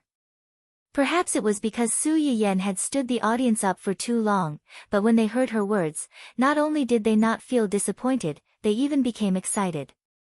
Is the host finally going to be hardworking? As long as the host is willing to do a live broadcast, you can do it at any time and for as long as you want. Seeing this, Su Yiyen smiled and went straight to the point. "Thank you for your understanding. Today, we will make a few simple medicinal dishes that are suitable for people with muscle atrophy and who need calcium and bone supplements." When Hu Chenhuan heard the words muscle atrophy and calcium nourishment, she immediately guessed that these dishes were made for her. A smile immediately appeared on her face. "First, we're going to make chestnut, corn, and pork rib soup. The ingredients are relatively simple. It's just chestnuts, pork ribs, corn, and a part of the broth I brought back from the shop." As soon as Su Yiyen's voice fell, a few questions floated on the bullet screen. What's broth? Broth is the soup left behind by chicken soup after a long period of boiling. This kind of broth can have a very good freshness effect when used to stew noodles. It will make the noodles taste better. As Su Yiyen spoke, she cut the pork ribs into pieces and threw them into the pot to soak in water. Then, she took them out for later use.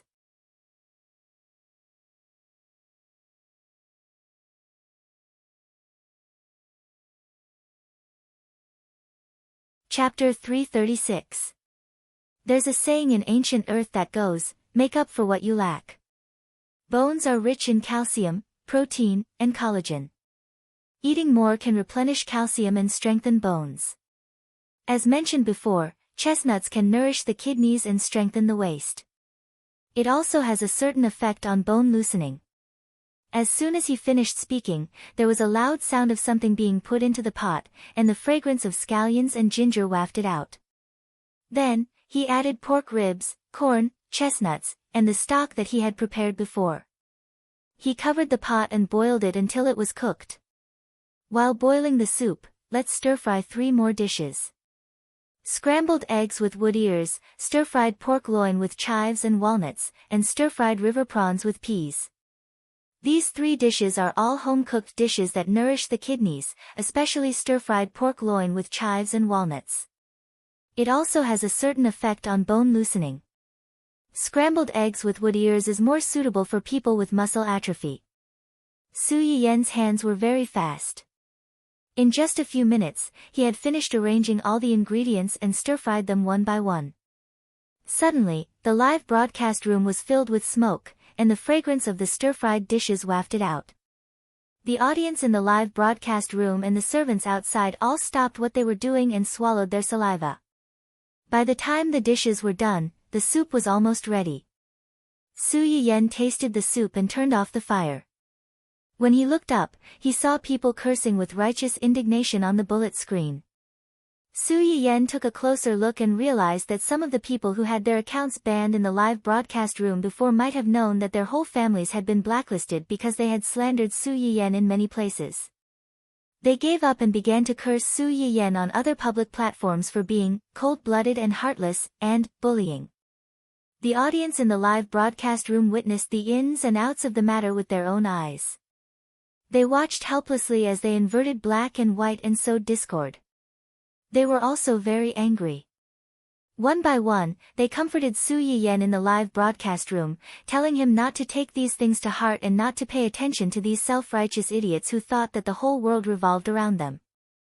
At this time, Su Yiyen had already pulled out one of the posts and read it. He found that the other party had repeatedly emphasized that he did not want to save someone who was in need.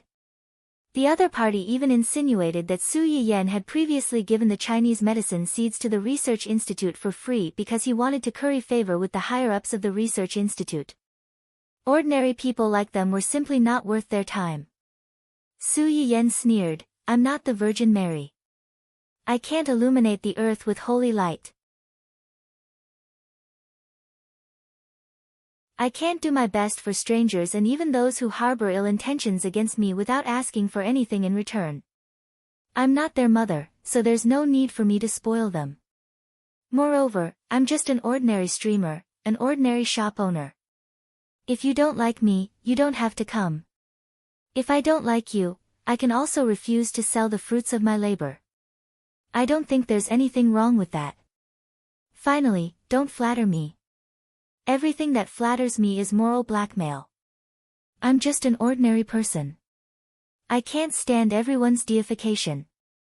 As soon as Su Yiyen's words came out, many of the audience seemed to be a little shocked. The bullet screen instantly decreased by a lot. "You don't have to fight with these unnecessary people for me. A person who has been rejected can't change the fact that they're not welcome here, no matter how eloquent they are. You should be happy because this has already helped you eliminate some opponents in advance.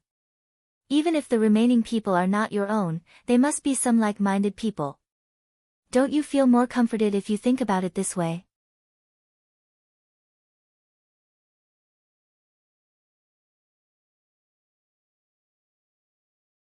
Chapter 337. The audience felt as if they had just woken up from a dream. They were both excited and distressed. The host is too stubborn. Some people just think too highly of themselves. They think that everyone has to be their mother. Why don't they look at how old they are? I hate this kind of shameless, giant baby, the most. Hoo, the host is obviously the one being scolded for no reason. She should be the one being comforted the most, but she comforted us instead. What kind of immortal host am I a fan of? Hoo, I like the host who is fearless in front of anti-fans. She can make them speechless with just a few words. I also like the host's gentleness and patience to ordinary viewers like us. Some people really don't deserve to eat the host's food. Support the host. I'm about to die from anger after reading those stupid posts. Just because the host donated the Chinese medicine seeds for free, they think that the host should always serve others to live up to her reputation. They're really taking advantage of others. Give them an inch and they want a mile. Shameless to the extreme. Yes, all departments pay attention. In the future, if you see such comments on the internet, you must tell everyone that the host is being kind by being willing to help others. Endless requests for the host's contribution are shameless. Saving you is kindness, but not saving you is also duty. The host doesn't owe you anything. Su Yiyan looked at these comments that were sincerely considerate of her, and she couldn't help but feel a little more warm in her eyes. Well, let's not care about these annoying things. Next, let's draw a prize. As usual, after picking out a few audience members to send out a portion of today's dishes, Su Yiyan turned off the live broadcast and took the dishes out. Hu Chenhuan saw that she turned off the live broadcast and spontaneously sat at the dining table to wait for the food. Su Yiyan saw this and smiled slightly. Did you wait long? No, running around to do so many things every day. It must be very tiring, right? Su Yiyan was slightly startled. She was a little tired from the full schedule these days. She thought that she had hidden it well, but she didn't expect that Hu Chenhuan had already found out. She opened her mouth and wanted to say that she wasn't tired, but when she met Hu Chenhuan's gentle and tolerant eyes, she pouted and said truthfully, "I'm tired. I'm dying of exhaustion. I'm so tired after earning money to support the family for a few days. It seems that I'm more suitable to be beautiful at home. So, you have to get better quickly. I'll be relying on you to take care of me in the future." Hu Chenhuan was slightly stunned. She did not expect Su Yiyan to say that. She felt distressed and amused at the same time. "Okay, I'll try my best to get better as soon as possible. I'll earn money to support the family and let you be as beautiful as a flower at home." Okay.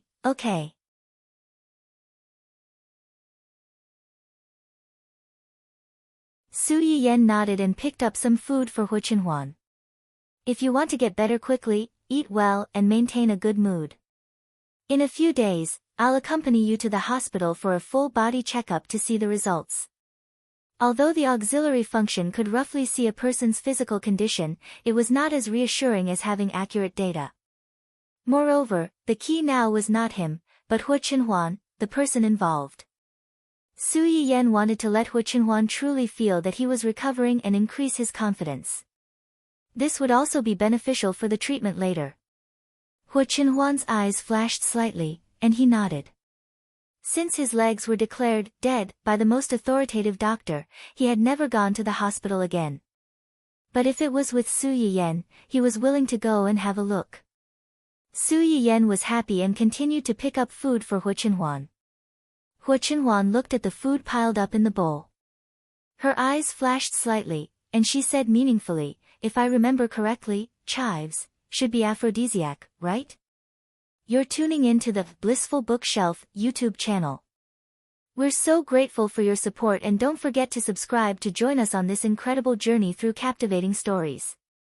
Your generosity through donations truly makes a world of difference, as it's the primary source of revenue that allows me to expand and enhance this channel for you.